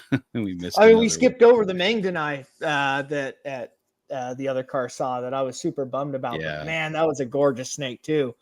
We had just turned left and they turned right, and never saw them again for another 40 minutes. And they come back going, "Oh man, we just wanted to see what was down this road, and you're not going to believe this. These beautiful men." Yeah, that was the next night. It posed for us. And oh, that was, you're right. I'm skipping ahead. Yeah. I'm sorry. Well, and I think that we went for a drive, and I think we only found some of the Rhynchiodura ornata, the little fine faced geckos up there. And then you and Jason went for a little walk instead. We did. We split off. We were camping. So why don't you tell what you found? Well, we figured out that you didn't have enough gas to road cruise, so we couldn't take two cars road cruising. And Aspen and I kind of were falling asleep in the car anyway, so we kind of volunteered to take a hike instead, because that was the trick we figured out. I think all of us, that when you're falling asleep at driving, just get out and walk for a while. So we did that. And we hiked down the same because the road we went down, the hilltop trail, the first part of it near the campsite was beautiful. It had all these burrows in it, so we went back and hiked that. And retrospectively, from the last night when I actually had my UV light again, I think a lot of the burrows we were seeing were actually big tarantula burrows, but there was a ton of burrows along that road. So Aspen and I thought that'd be a great idea to hike that. So we hiked it, and I think we had given up and turned around and went back towards camp. Yeah, we just turned around and spotted just a little tiny yearling Stimson's on the side of the road, coiled up, size of a silver dollar, just laying there, and got some great photos of that. And then I think we went back to camp and came back out, and you had your find? Or is that... Yes, we did, because we saw them pull in, and then they drove away again. We were working our way back to the camp to see you guys, because we had no clue where you'd been. And then we decided, well, it's not late enough. Let's go and do the walk again. And that's when we found a Strophaurus in a bush that I lit up. That was the first Strophaurus of the trip. Yeah. For us, at least. Yeah, he was just up in a bush. That's cool. Yeah, and then luckily he was still there, and we got to check him out as well. Yeah, you guys pulled back into camp, and we Right. told you, and we went right back, and there he was still. Yeah, and I think when we were out driving, I think we saw a new owl species, the bubuk owl. So that was kind of cool to see. But yeah, it was nice that we got to see the Strophaurus, and then we all kind of hit the hay, and the next morning we. I think a key point of hitting the hay and all these things that we're leaving out, which is kind of important for how exhausted we were, is it was always 2 to 3 o'clock in the night. Yeah. And the wake up was always at sunrise, which was 6:30 or 7. So that was our sleep schedule for all of the day. Yeah. Oh, and we were setting up camp, oftentimes at 2 and 3 o'clock in the morning. And it was still 90 degrees as you climbed into the tent, sweaty from hiking around all night. So still 95, 97 Fahrenheit, so 35 plus Celsius. So it wasn't that hot when we went to bed, at 2? It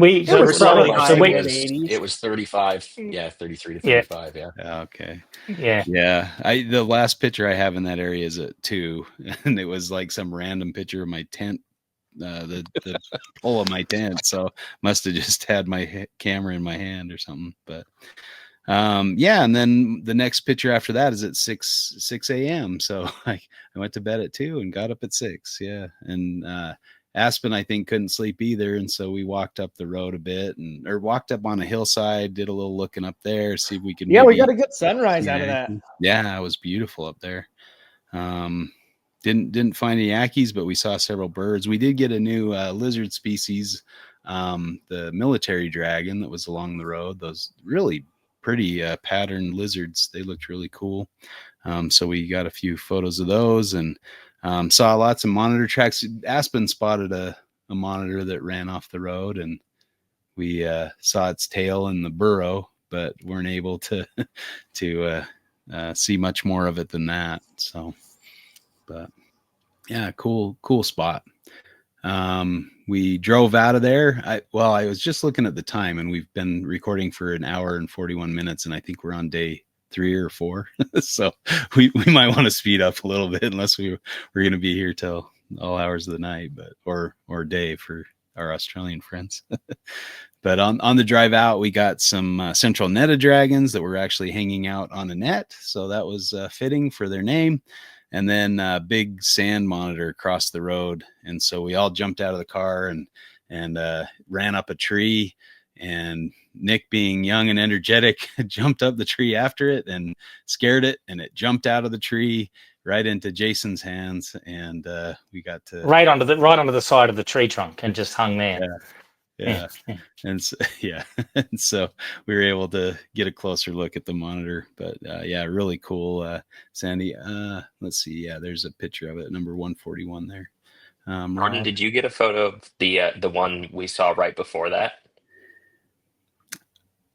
If you did, with a really orange head, it had a really orange head. Yeah, because there was one just before that. It was and it was funny because before we met you guys, we had seen a Sandy on the road that had been squashed, and Jordan was convinced it was an Aki, and I thought it was one before that was convinced it was an Aki or something that got off the road, and then we saw another one, and there were just these beautiful bright orange sand monitors in this area, and we did see one of those before this or was it, maybe it was an Eremius, didn't you see a small monitor that ran off into a burrow? That could have been an Eremius, but the one that we saw before was juvenile sand monitor sized, and it moved like a sand monitor, and but it was bright red, and then we saw a pancaked one that was also bright red, and that kind of confirmed that it was just a really nice looking Sandy. Gotcha. Oh, I skipped over the owl. If you want to go back to 135 there, Rob.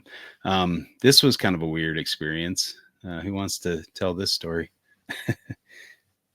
Well, I'll start it off because I was facing everybody, and everybody had their back to the car, and behind the car was this owl, and I'm just like, oh, like I don't know what to say. 'Cause I think it was just flying straight down the road. I think for a your word solid- was, "What's that big white bird coming right at us?" It was a solid like 5 seconds before I even said anything that it was just flying that straight down the road at us, and it was just really bizarre and weird. And like you guys were in the middle of saying something, so I didn't want to interrupt, and I'm just kind of like looking at it, going, what is that thing?" And you guys all spun around and got the camera cannons out and have at it.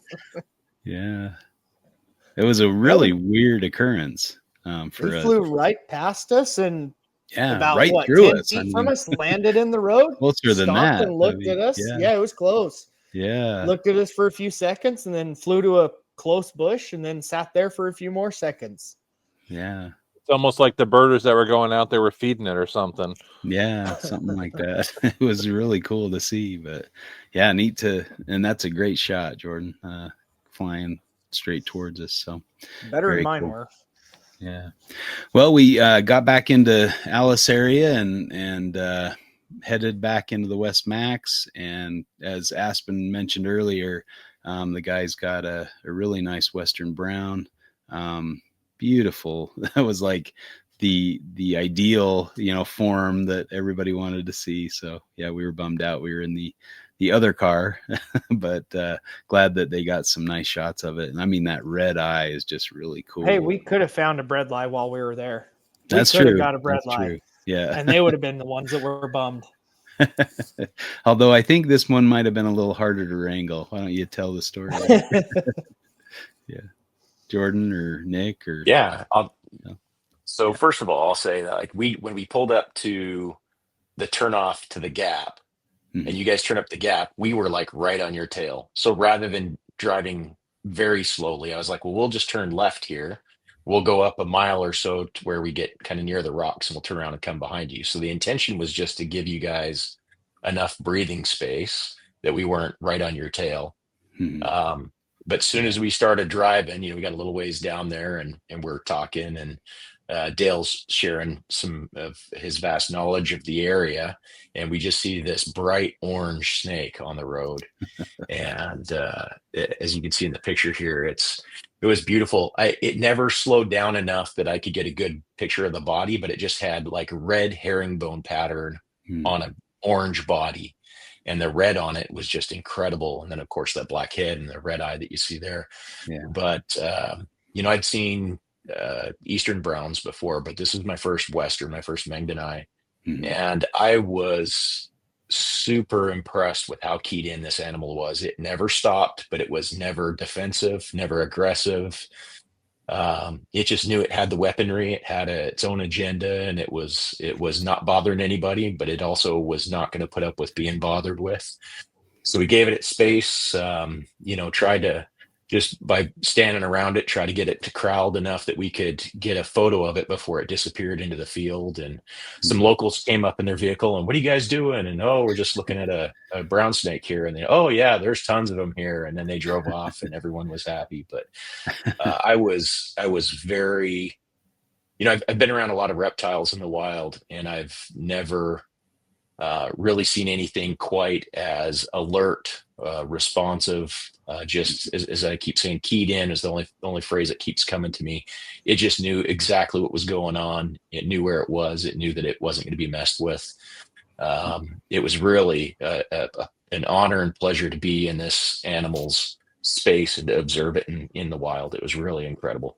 Yeah. Go ahead. And we did try and radio, we phoned, we messaged, we tried all methods of communication. I think Nick was going to fire up the smoke signals as well, but we desperately tried to get you guys alert, but it just was no response. So as we it couldn't turns do out, much, the gorges unfortunately. don't have too much phone service. Yeah, they don't allow the CB radios because generally they're line of sight, right? So yeah, it's really stopped that signal. Right. Yeah, well, that same gorge where you saw the Mangdanai, there was some, more really nice geckos. That another sink that was just gorgeous, and then we all started kind of walking along, the wash, and Aspen had a fun little tracking moment. Why don't you tell that story? Yeah. Happened to be walking in a wash and come across a snake track, and I thought, well, the next obvious thing to do is follow it, right? So I start following it for 30 or 40 yards, and it's just cruising along this dry wash, and it cuts a hard right across this dry, hard packed grassland. I'm like, crap. Well, I guess I'll pick the angle and start following it. So I start following it again, another 25 yards, and it drops into another wash that probably drops down 1.5 feet, 2 feet down a slope bank. So I drop down and I take my torch, I shine it left, and I don't see anything. I shine it right, and probably 3 feet away is a good 2.5 foot, 3 foot mulga. I'm like, holy crap, there's a snake. It's a mulga. Well, at this point, I'm thrilled because it's my first Elapidaire, right? Yeah. That's all. I'm all about it. And Justin comes running over. He's like, oh, yeah, that's a mulga. That's a mulga. And it starts to slip off into the grass. And obviously, I missed the shot. I didn't even have my camera out. Takes off into the grass up the slope. It was definitely not an ideal spot to get a hold of the snake or photograph it. And it's gone. It's in this big, dense clump of grass. And Justin's like, well, that sucks, and walks away. And I'm like, no, I'm gonna get this snake. I start stomping around, listening for it. Look, which is the best thing to do is stomp in knee-high grass for a mulga, right? I'm determined. I'm hellbound on getting this snake. And finally, I see it. It's holding still. It's perfect. I've got the last tiny little bit of the third end. Like, it's the perfect spot to just slide him out, get the photograph. Ever so carefully, I reach down, I get the last third, like just right on the tail, and I'm like, I've got him. I can't believe he's not doing anything. I just got to move him and get him to where I can photograph him. And it was a stick. In my sleep-deprived moment, it looked so perfect, and it was not. It was the finest specimen of a stick as It well, was a though, mulga Aspen, in your stick. defense. Yeah.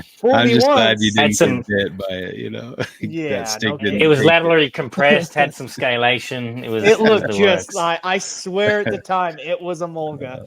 Yeah. And then around the It same definitely time, wasn't the old. Oh, sorry. Oh no, go ahead. I was just gonna say it definitely wasn't the only good-looking stick we saw. There was Right. one For later sure. on that was that. Yeah. Right. Okay, so then we got a call on the radio, and Nick had found Nick found it, or Jason? Who got this one? Nick. Yeah, it was Okay. it was just in the wash. It was definitely weird. It was probably asleep, but when I looked over, it was just cruising across a pile of sticks. This little tiny baby Tristis. I mean, freshly hatched, like it Yeah, had to have like been within the week hatched. It still had a exactly. belly button. I mean, making dumb decisions like sleeping out in the middle of a wash and all sorts of juvenile behaviors there. But we were very happy to be able to see it, so that was cool. Neat little lizard, but just tiny, So I think we saw a few other geckos, and this thing was. I mean, you can see the ant there. That was not a very large ant necessarily. This was a very tiny gecko. Yeah. So that was a nice little wash to check out, and saw some really cool stuff out there. Let's see, where are we at next? We went further west and out kind of more into the West Max, and we're really excited for some of the gorges out there. Drove through in the day, got to see it, during the nice time, and you guys rolled up on this beauty. Who wants to take this one? Yeah, I'll take it. We pulling into this gorge. As we're driving down the road, I could just see it looked like a big branch or something right in the middle of the road. And it wasn't until we got close enough I could see the white and black netting on its neck, and knew immediately what it was. And man, my heart was racing. I was so jealous of your guys' sighting in the East Max. So to see this big boy just chilling there looking at us was really neat. So we stopped and just get the long lenses out and taking whatever pictures we could, and he did not give us very long. He was not as patient as yours was. Yeah. And he just started to trot away, but every step he just doubled his speed, and until he was about 5 steps away, he was at full run and just vanished. Yeah. So I'm really Man. stoked I was able to get a couple of photos of him, but just beautiful, magnificent animal. Right. Yeah. Fantastic. So, yeah, that was a good sign that we were going to see some good stuff, and got some. We came up behind this, and all I got was I got to see the lizard, but my shot was just straight Bigfoot, blurry grass, and there's something there, but nothing. Yeah. I think we're fairly fortunate. When we pulled up, we sort of made a quick decision not to jump out of the car and go towards it. We sort of just swung the doors open, which was a bit of a vantage point for the guys to get some photos, because I think you would have started galloping away a lot quicker if we darted out there. Yeah.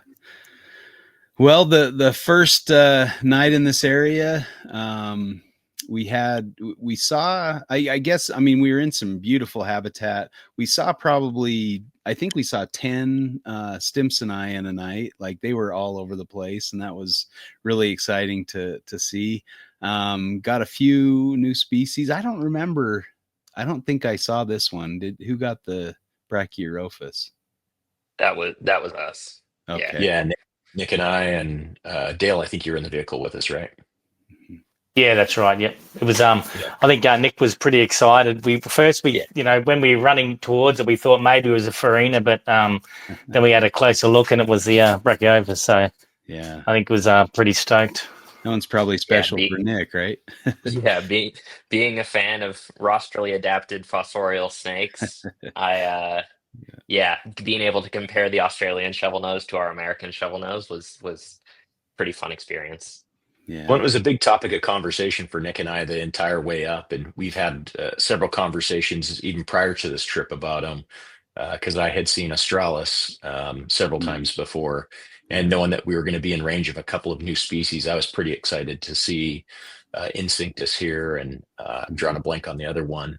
But we talked about it quite a bit, so it was really cool when we saw it to be like, Brachiophis, yes, we finally got it. And, I think the only grade bigger than mine was Nick's. That was really cool. And it's just really cool. Like, obviously, there's tons of diminutive fossorial colubroids out there, Right. but it's just really cool with the Australian one specifically that, for whatever reason, they, it's not the same type of variants that you get in the within species variants that we get in our Cyanactis, but just having individuals that are banded, patternless, some of them have a neckband, some of them have a headband. Like, it's remarkable that these two ecologically similar snakes also have pretty similar pattern diversity. Right. And I think, Jordan, you saw the fasciolatus, didn't you, when you're up north? Was that that was in the previous trip, the narrow banded? No, I have not seen it. No. That might have been me. I might have seen that in Western. Oh, that might have been you. Yeah, that was you. Sorry, yep. To go through my pictures a little better, but so we went to bed that night, and we had a great night of herping. Saw a bunch of Stimsoni and other cool things. We saw there was a duck that was just walking along the riverbank, and I basically petted it a little bit and let it go on its way, but it was hiding in the grass of the embankment, and slept in the campground. Didn't we see the DOR whip snake as well? Was that night? That was the first night, I think. Sorry. Yep. Yeah. But yeah, bummer to see it that state instead of alive and well. But we did see the Furina right after the Brachiophis, though. That's right. We did see that. Yeah.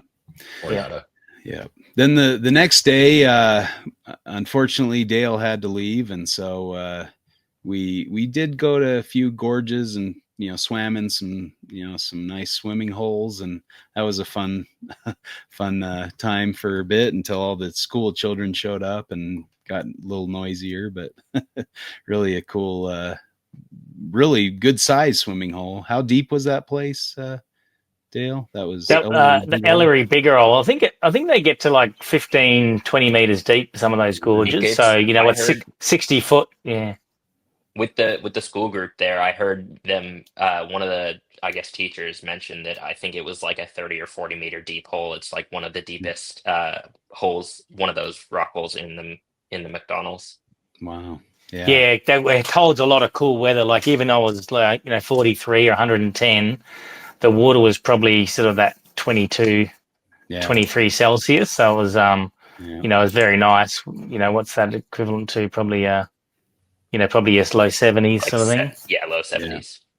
Yep. Yeah. The water was nice and cool. It felt refreshing to jump in there, and we spent kind of the heat of the day, at least Nick and Aspen and I and Jordan and Jason drove Dale back to the airport for him to fly out just in time, right? So I had good vibes for you guys. I was we almost manifested it, I think. But right, we appreciate the sacrifice of leaving the trip early. So that night we were cruising along and finding Gahira and stuff in the washes, and then Jordan and I were within talking distance, and Jordan saw this really nice tree and he said, this is the tree. We're going to find a breadlie in this tree. And I said, nope, the one over in front of me, this is the tree I'm going to find it in, because it's just too perfect of a tree. And unfortunately, neither of those trees had a breadlie in it, but the very next tree that Jordan walked up to had a really nice surprise for us. So it was kind of cool. This was actually after we'd been enjoying it. Yeah, go ahead to that other shot there, Rob. And nope, sorry. Well, there it is. Yeah, in all its glory. And basically, this is what Jordan walked up on. So why don't you kind of share that moment, because it's pretty freaking incredible. So one of I'd say if there is a disappointment I had on this trip, it was that I didn't get to spend more time with you, Justin.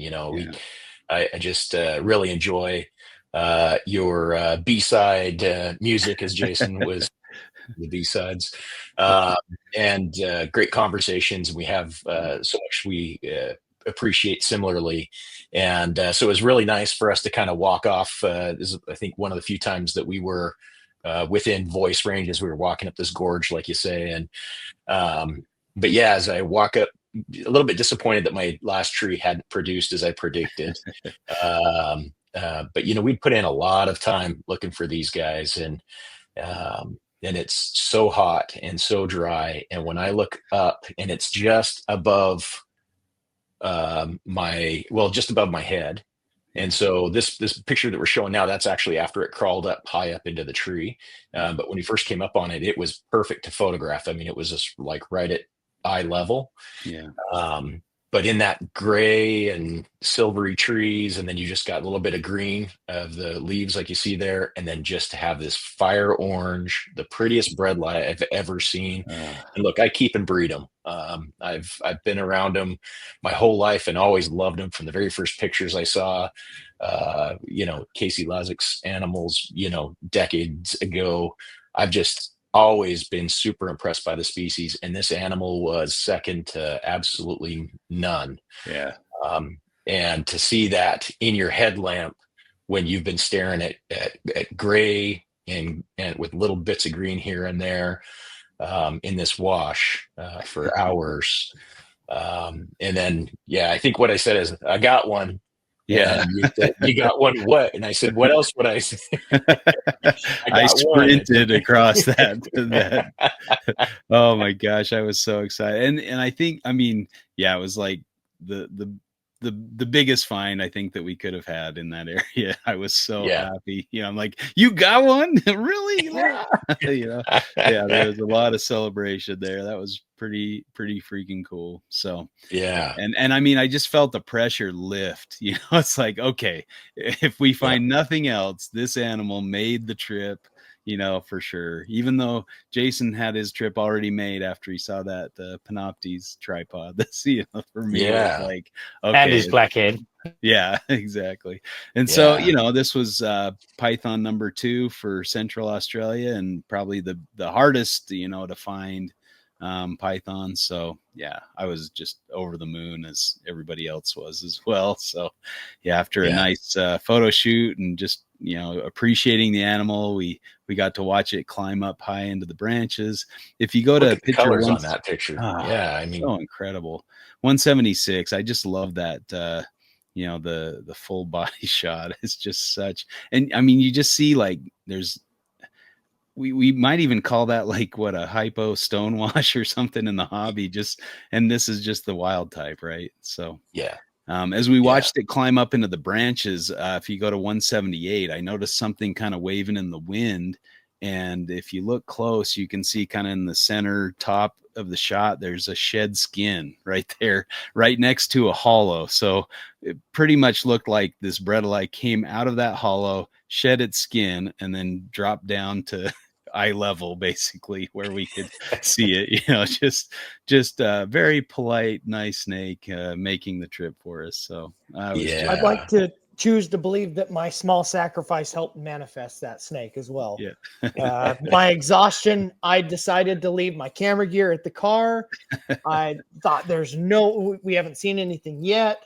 And worst case scenario, I'll run back to the car. And I ended up running back to the car in the sand to get my camera gear. Yeah. I imagine your exhaustion left a little bit after you I was wide awake. Awake. Exactly. It was only a 3 mile round trip from what I heard. Yeah, Aspen, no, so it was you no did big deal for me. No big deal. Uphill, just running way. purely on adrenaline as well. Right, in the sand. Yeah, it's not fun to run in sand. But yeah, such a just magical moment. You know, it's one of those that just sticks in your brain. Will be there for a very long time. You know, so great. And credit to Dale. That's a top five for me.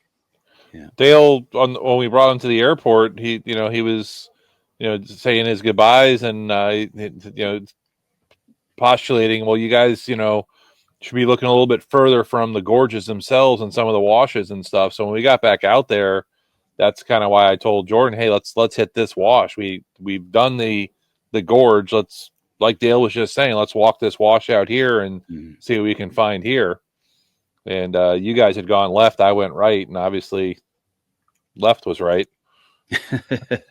All I got was a stupid Stimson's. No,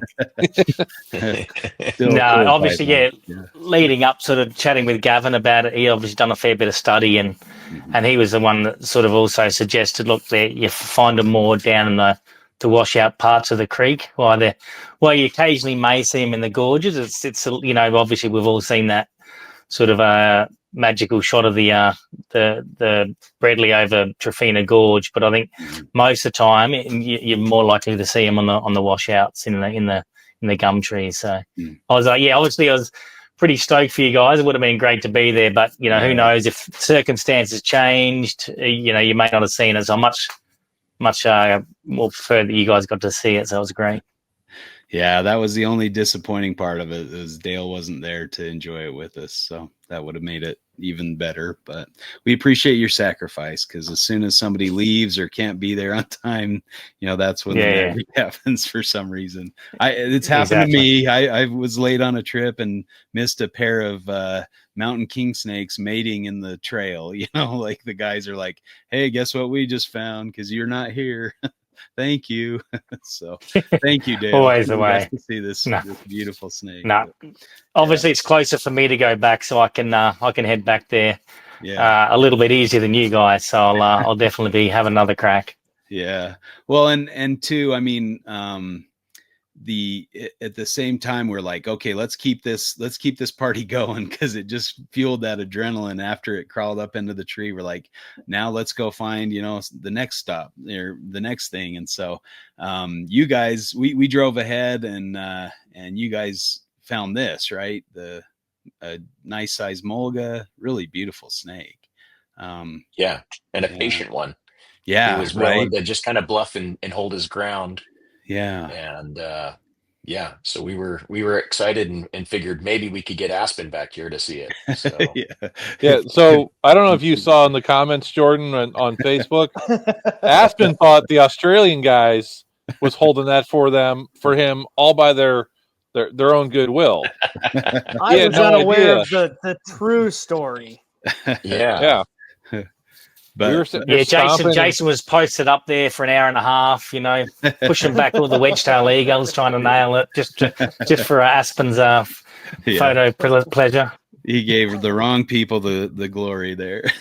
But yeah, but they did kind of hold their place while they came to let us know. Now we had gone for a different target. I had missed and really wanted to see the Centralian knobtail gecko on the first Amier, and so we were driving into where, pretty good records for them and a nice spot, like sandy area. Driving through there, you look at the habitat and you're like, yeah, they'd be in this rocky area.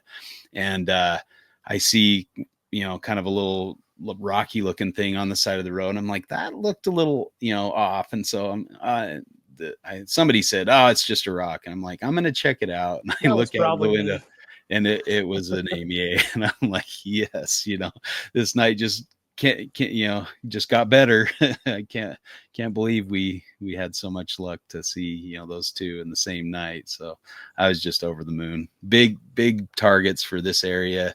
Probably these two, the Bredli and the Centralian knobtail, were at the top of my list. So to see them both in the same night was just incredible. And then we're photographing this guy, and I, of course my pictures aren't half that good, but yeah, Jordan and the rest drove up and said, "Oh, we've got a mulga for you." So Aspen and I headed back and took pictures of the mulga and stuff. So. Justin graciously cut his Amier time in half for my mulga time. Yeah, but we were actually graced with another Amier the next night, so it was all right. But they were both juveniles, which was kind of weird. That was kind of a theme of the trip, was juvenile geckos. So very nice to see, but. A really small. Well, I was still hoping to see maybe a really good sized Amier, but so next we moved a little bit further south, down kind of the Kings Canyon area, Watarka National Park, and we were staying in a place down there. So we checked in and then went out looking and hit some rocky areas and found the next Oedura species, the Laricha. What's the common name here, guys? Anybody?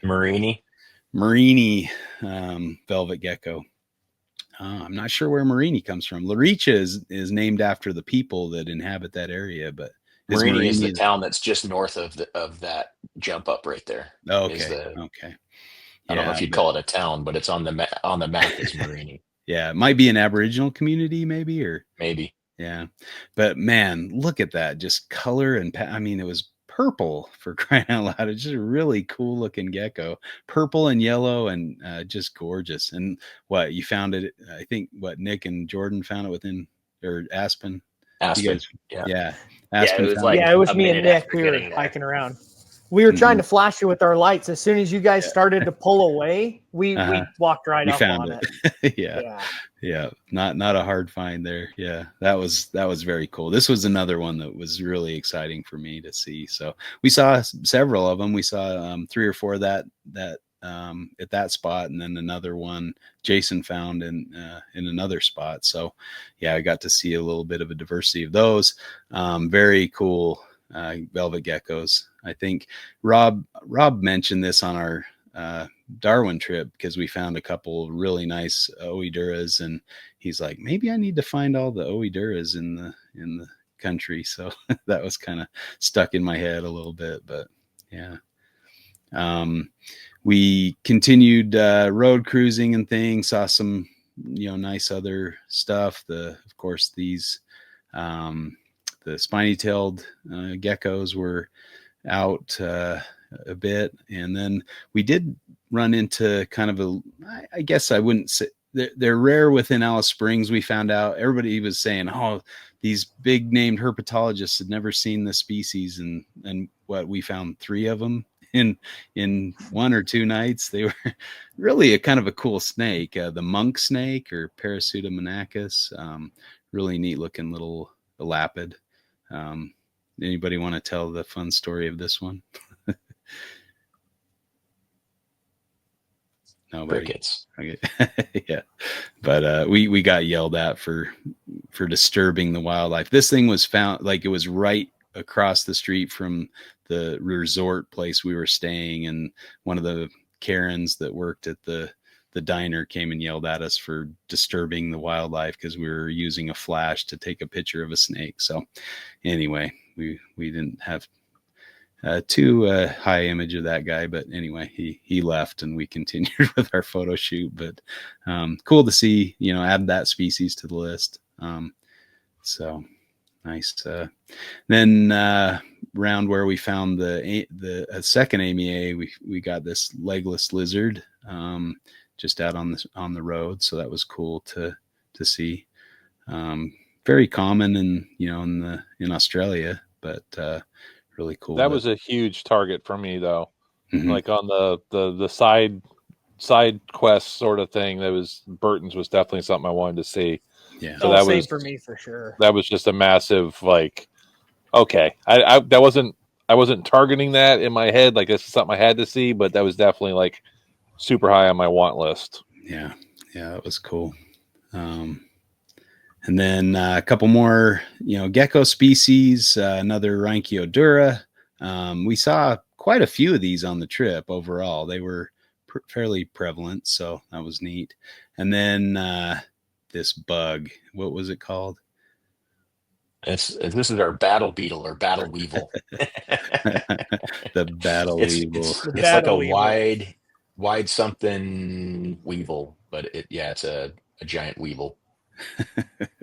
Pretty cool looking, but those spikes and the detail from your shot here, pretty incredible. So fun stuff. And then spiders, different species of spiders, huntsmans, those I don't know the different kinds of spiders, so some spider expert will have to correct me, but this is a badge huntsman. Okay, really a cool thing. All right, and then I don't know, did I miss anything else? We saw a few more Stimsons. We saw some other, including a juvenile Stimsons, some praying mantises on a gum tree that were kind of neat looking.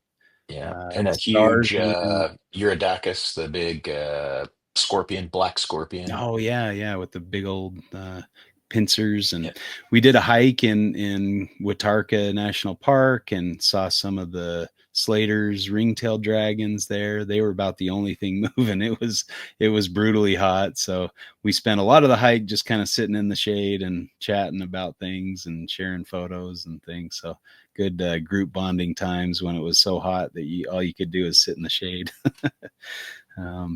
But yeah, really, really a cool area. That Kings Canyon area is neat. Then we headed down to the Big Rock. We stopped at a little gas station to grab an ice cream or something. Anybody want to tell that one? I think you should, because you're the one who chased it. Oh, yeah. So we were eating our ice cream out under a Bowery or whatever, and just kind of enjoying the shade and waiting for the heat to pass through. And somebody spotted it, but a little sand monitor just kind of walked through past the table along the wall. and I think it was Aspen that had something goofy to say. The words escaped me. I saw him walking. Right. And he was walking 5 feet from me, but I couldn't find the word Sandy or monitor. So I said, oh, and I just stuttered it. And everybody was looking at me like I'm a moron. Finally, someone picked up on it, I think. Yeah. But I kind of followed it along, taking some videos and pictures, and got it. It was drinking the water from the air conditioner that was, dripping out of the air conditioner. So stopped for a little drink, and so that was kind of fun to see. And then I heard a noise across the lawn a little bit, and there was another Sandy there. There were 2 or 3 just right in that little area, and cruising around. So it was kind of fun to see those and get a picture of some of the urban sand monitors. And the guy that ran the place, he was an interesting fellow. Was he wearing overalls or something? Kind of interesting guy. But he was saying there were 10 dozen or so that were living in the area. Yeah. It was a sleeveless vest, I believe he was wearing. Oh, that's right. With a rather impressive handlebar mustache.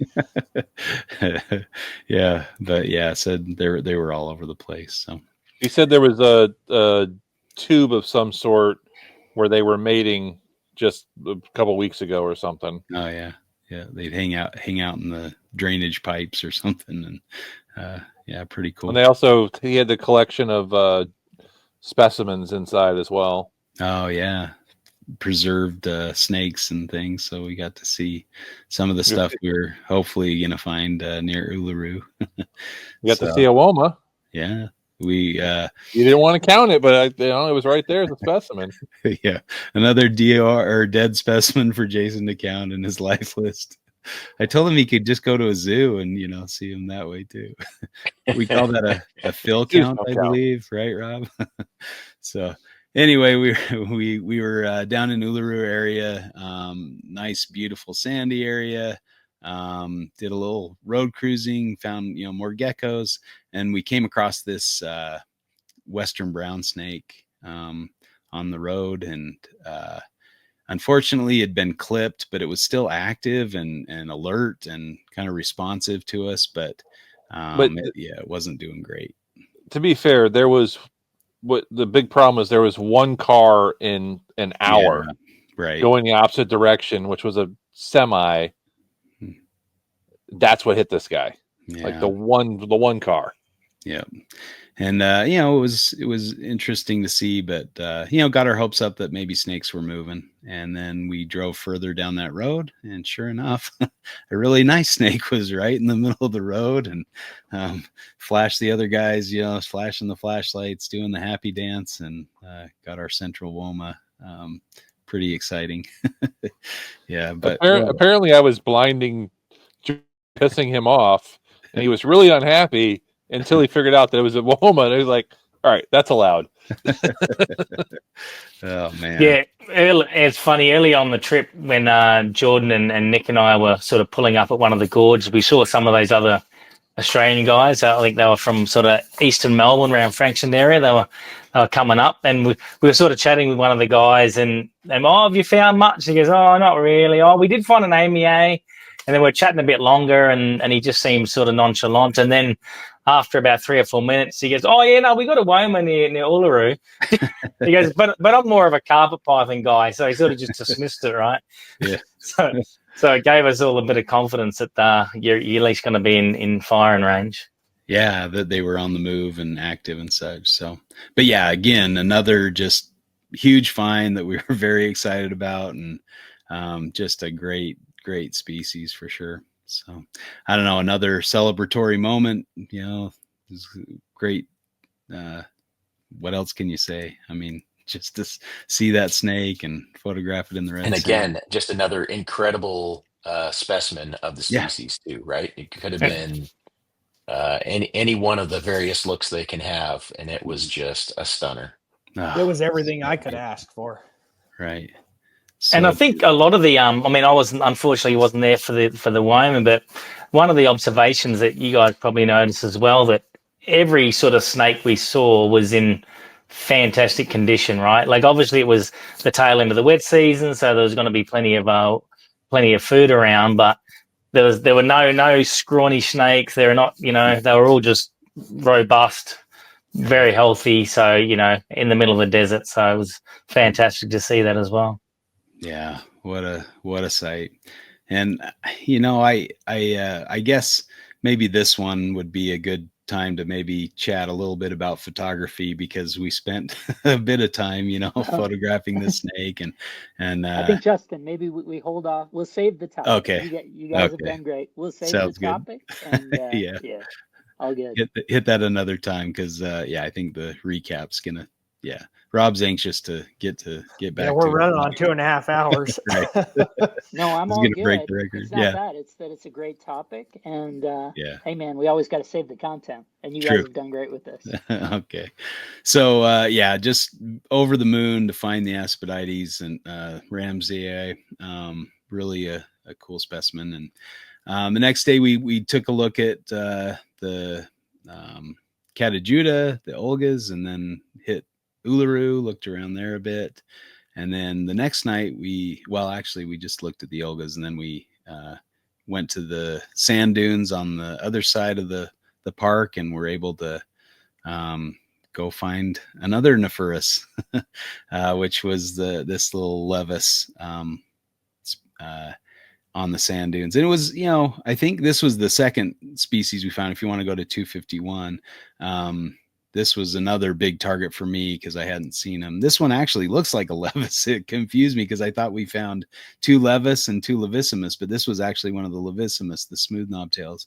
And you can just see that smooth skin. There's no bumps, but in the Levis, they're a little more bumpy. And Jordan figured that out before I did, so I'm a little embarrassed. The Neferis guy didn't figure out which one was a Levis and which one was a Levissimus. So this is the Levissimus, the other one's the Levis. But so we got to the dune. We got out of the car. Everybody's getting their camera gear and everything. I walked up the dune maybe 10 feet, and I said, oh, there's one. So we found the Levissimus just right off the bat. And then shortly after, and about maybe 30 feet from the Levissimus was that Levis. And so that was pretty cool. We went to another dune, got another couple of Levissimus there. And then this guy, who was it? Was it Aspen that found this one? I think Nick found this one. Nick, yeah, that was Nick that got him. Tell us about this one, Nick. Yeah, it was interesting because my experience with pygopods have mostly been road cruising before, but both of the Western hooded scaly foots that we saw on this trip were while walking and looking for Neferis, the one down in Pernati and then this one. But yeah, just walking down like a little track and looked down and looked like a snake. Had to look real close before I grabbed it, and yeah. But it was really cool. It had these weird, like, I don't know if they were scars. They didn't look like there was any scale damage, but you can kind of see like almost what would be considered like paradox markings. I don't know.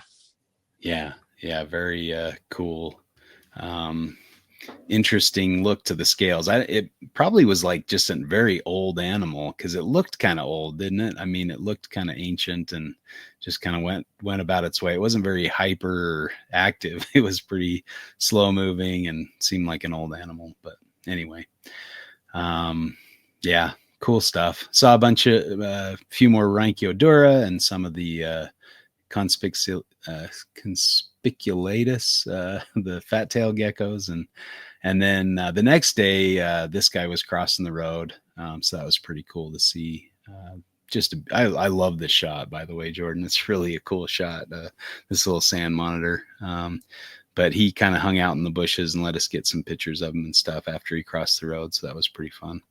And then I was this that night after we were we headed back and into Alice at this point? I think so, yes. Okay.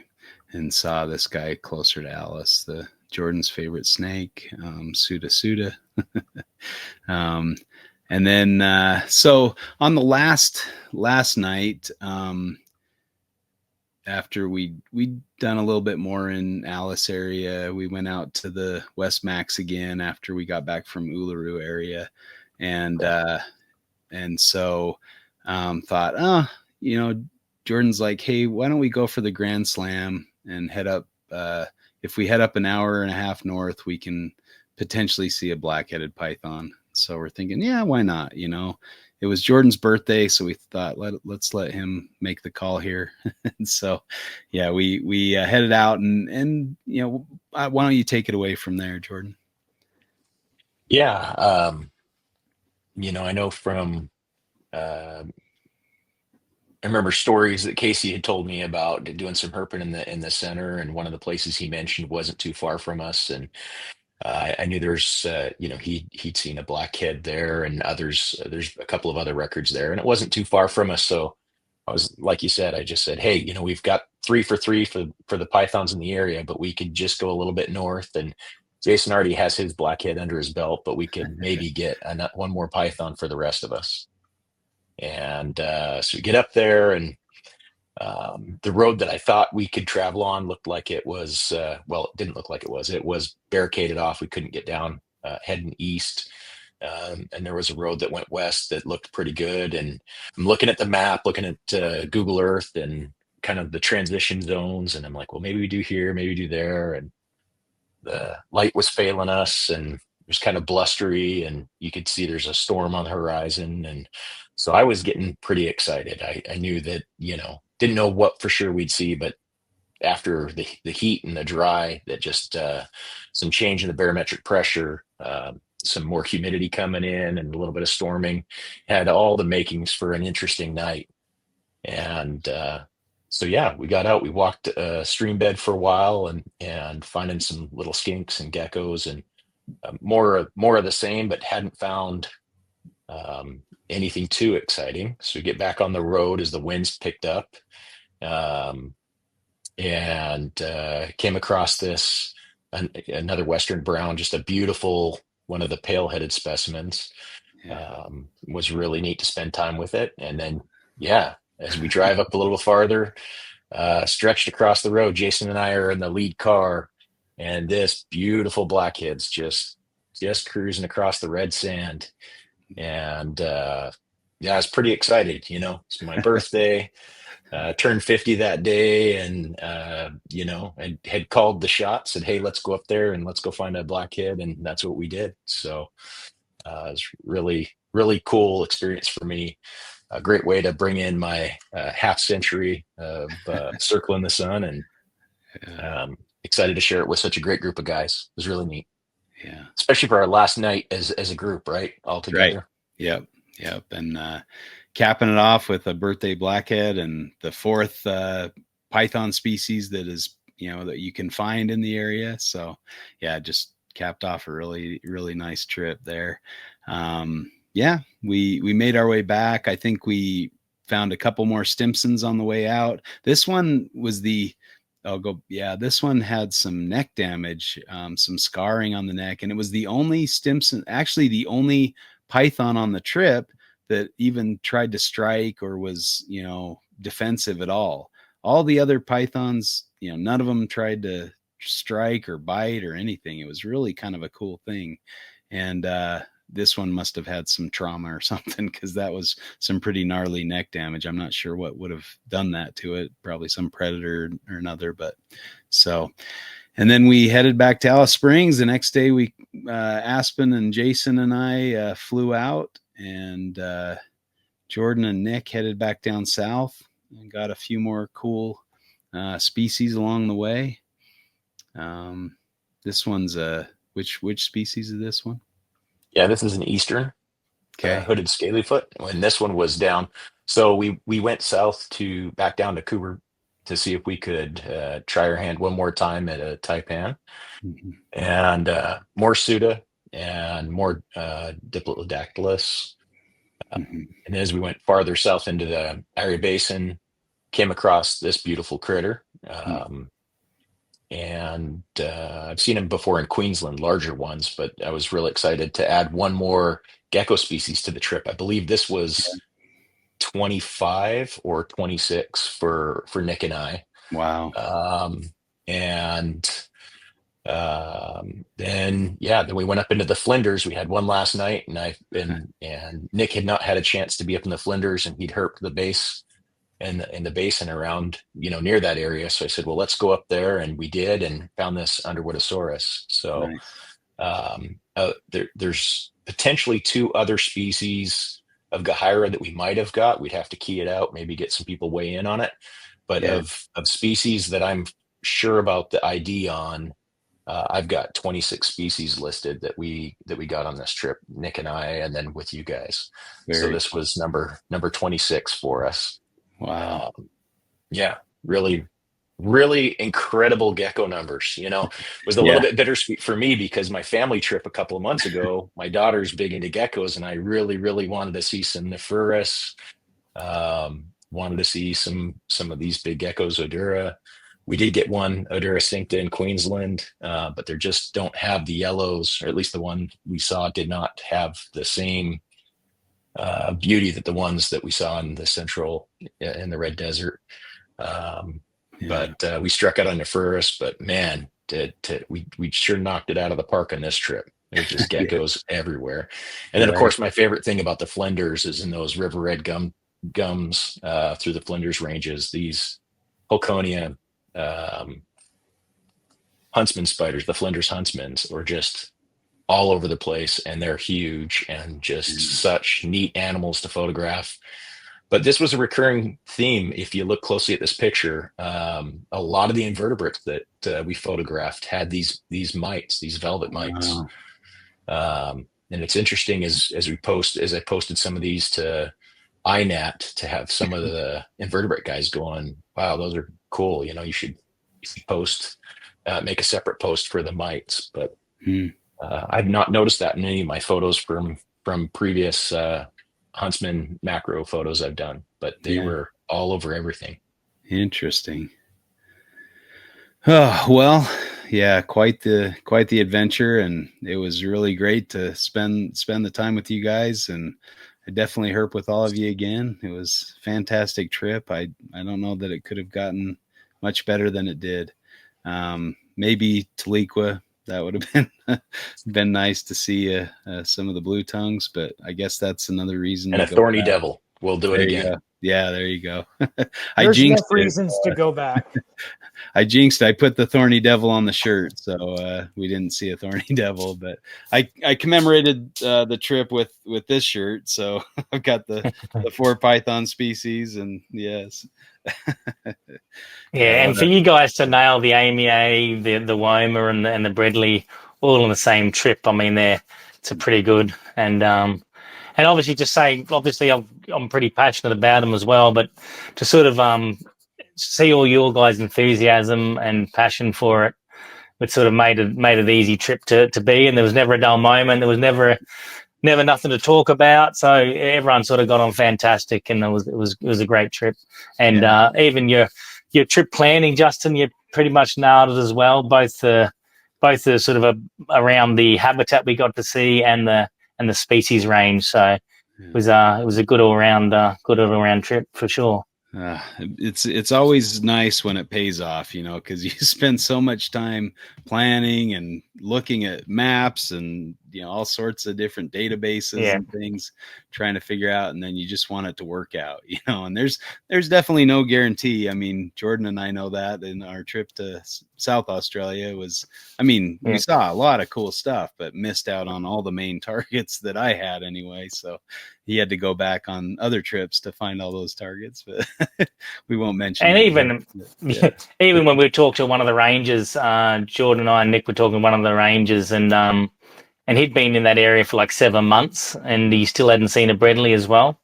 So admittedly, he probably wasn't, scanning the banks all day and night, but it just shows you that, he'd been there living in that area for 7 months and obviously, in the habitat, and he hadn't seen a Bredley. So it's, for you guys to nail it in that couple of nights was pretty good. Yeah, it was fantastic. Oh, we've neglected to mention we went over to the Alice Springs Reptile Park as well and visited with the folks there. It was really cool. Got to catch up with Rex and Bell and some of the other folks that work there, and so that was cool to catch up with Rex and meet Bell and kind of share stories with them as well. Really great people and a really cool place. So yeah. Fun stuff. Yeah, for sure. It's a nice little spot there, so it's definitely worth checking out. That's for sure. Yeah, Rex pulled out a bunch of mulgas and brown snakes and just kind of put them on the floor and let us dance around them and stuff. And people were there, like walking through. He'd like, "Oh, can you move against the wall, please?" And "Oh, don't let those kids in. Keep them out while I've got these out and stuff." It was pretty crazy, but yeah, really fun. What a fun guy. So. Good times. Excited for the next one. So yeah, I guess we didn't get to our debate topic. We'll have to have you guys back again, or a representative group or something. But yeah, this was really fun to recap and talk about the trip and relive some of those experiences. And yeah, just a great thing. Thanks, guys. Yeah, thanks for the invite. I mean, yeah. Yeah, thanks again, Justin, and the rest of the guys for a great trip, and obviously Jason for coming up north and riding shotgun as well. Managed to pick me up on the way down. So yeah, overall it was a great trip, and Jordan as well had some fantastic discussions in the car, and shared both Jordan and Nick's enthusiasm for all the different topics. So yeah, it was great to hang out with you guys for sure, and we'll have to do it again. And no doubt if I'm over the States, I'll I'll be keeping an eye out and give you guys a shout. It was great to have you there, Dale, and I really appreciate you coming. I think you're the most positive and just upbeat Australian I've ever met, and it was just always positive things to say. It was fantastic to have you along, so we really appreciate you coming along. That was great. Just wish you could have stayed the whole time. Yeah. Yeah, like any of those trips, as you know, when you're sleep deprived, you probably haven't had a shower in a few days and things again, it's bloody stinking hot. The only thing that you can sort of bring, that everyone can maintain is a good sense of positivity, right? So as long as everyone maintains that, it sort of gets you over the line until you get another fine. So it's great to have you guys in that country anyway. Yeah. Cheers. I think the whole trip was magic. Yeah. Magic, yeah. Cheers. Yeah. Cheers. We had a great group of personalities, and we all played off each other pretty well. I think there was nobody too over the top or too under, and nobody too negative, and the positivity was great. So yeah, it could have turned out a lot worse. I mean, when I put an open invitation to 50 people to come to Australia with me, I was like, oh, this could go south, in some ways, but I think it worked out about as best as it could. So thank you guys for making just an amazing trip, and it was fantastic to have you all there. Well, I definitely thank you for the invite, because I don't think I would have ever made a trip to Australia without somebody being a bad influence or good influence. Or happy to be that. Yeah. All right. Well, Rob, you got anything to add? No, really, just jealous of you guys. I do think this is really cool. For a decade now, a decade plus, we've been listening to podcasts where people come on and talk about the trip, and too often it gets short shrift relative to both the fines and the work that went into it and all that stuff. So honestly, yeah, you're saying, oh, I'm thinking it's going too long. No, I think this is perfect. I didn't want to dilute it with talking, trying to get into that fight that we can chat about separately or whatever. Sure. So, 2 hours and 40, great is the way I take it. Okay. Just jealous. That's all. That's about the amount of sleep we got each night. So, right. Sounds about right. On a good night, yeah. Yeah. I was just adding to that sleep thing. We some of those nights we hit the hay at 4 a.m. and it was pretty warm at that stage. I think Jordan and I Nick, we were actually road temping the road at 11 p.m. and it was like 38 Celsius. So that was close to 98 degrees at 11 p.m. the road temperature was. But we finally got to bed at like 4 a.m. and 2 hours later the sun came up and it was 43 degrees, 110 Fahrenheit straight away again. So we managed to just drag ourselves under a bit of a gorge to have a sleep for half an hour before we did it all again. So we sort of repeated that sort of notion for sort of the whole trip, really. Yeah. You got to look for those magic numbers. We just kept waiting for Larry Bird to show up, and right. I'm glad I made it out of Catajuda alive. Yeah, yeah. Nick, not as glad as we are. I didn't want to have to tell your mom. Yeah. I got to say, I think the trick to a successful trip like this, where you're spending that much time hiking and camping, is your attitude's got to be as good as your body odor is bad. And we had a lot of good attitudes, and I think I couldn't have imagined taking a bitter hodgepodge of people and making it work. I mean, we hit our goals. We had a great attitude. We made a bunch of new friendships, or deepened kind of surface friendships that we had previously. I know this was Justin's birthday bash, but coinciding with my 50th, I just got to say, guys, I mean, you just really made it special for me, and I can't imagine sharing it with a better group of people. So thank you.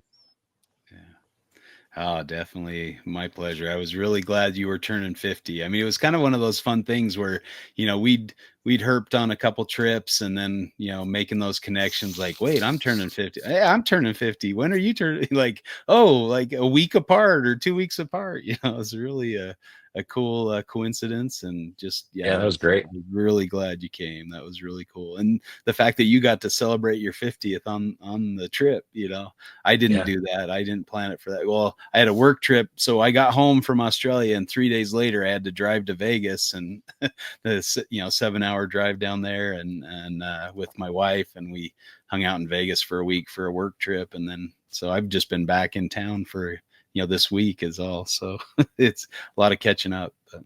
Well, it's funny because I actually drove my truck for the first time yesterday. So after spending a month driving in November and December with my family, and I live kind of in the country and work from home, so I have only drove like 3 or 4 times before going back to Australia for 3 weeks and driving another 10,000 kilometers, and then been home for a week and a half. And I drove to meet a friend for dinner last night.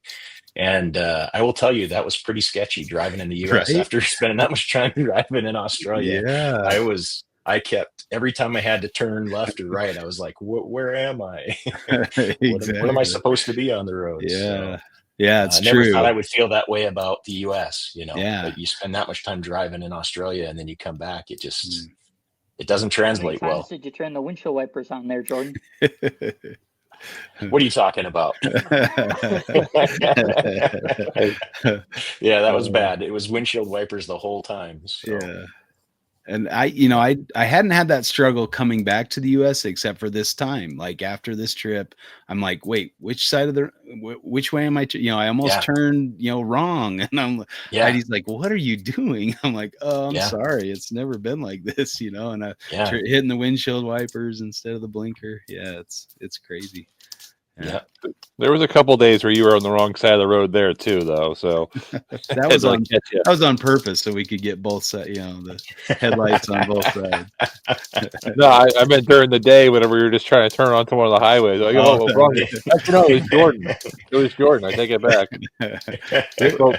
That was the sleep deprivation, right? That was sleep deprivation. The funny thing is, I get home from this trip, and she's like, "Well, how was it?" And my wife, asked me how it was and everything. She goes, "Well, you're turning 50 next year. Where are you going to go? You should go somewhere." I'm like, "Well, if you insist, I guess I got to figure out something. Costa Rica or something." Yeah, it's a fun way to do it. Heck yeah, but it's her idea. I like it. Yeah. Heidi's turning 50 next year, so she's like, "Oh, where are you taking me? Where are we going?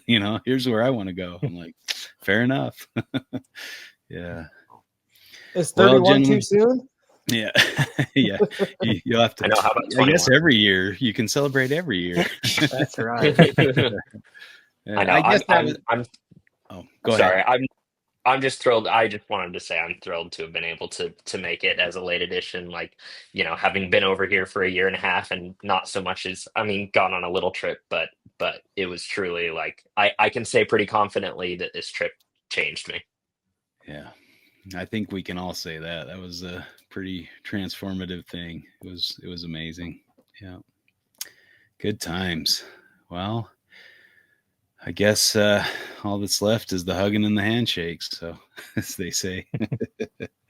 All right. Anything else you guys want to throw out there? And I guess we can close up shop. And thank you for listening. Hopefully you enjoyed the recap, and we'll have to fight about photography another day. But it was just the perfect trip, and great group of guys, and I couldn't have asked for a better thing. That's the other thing we kind of joked about was, we could thank Jordan and my parents for having us in March, so we could plan the trip to be in March and see all this great stuff. So thanks, Mom and Dad. All right. Well, thanks for listening, and we'll catch you again next time for Reptile Fight Club.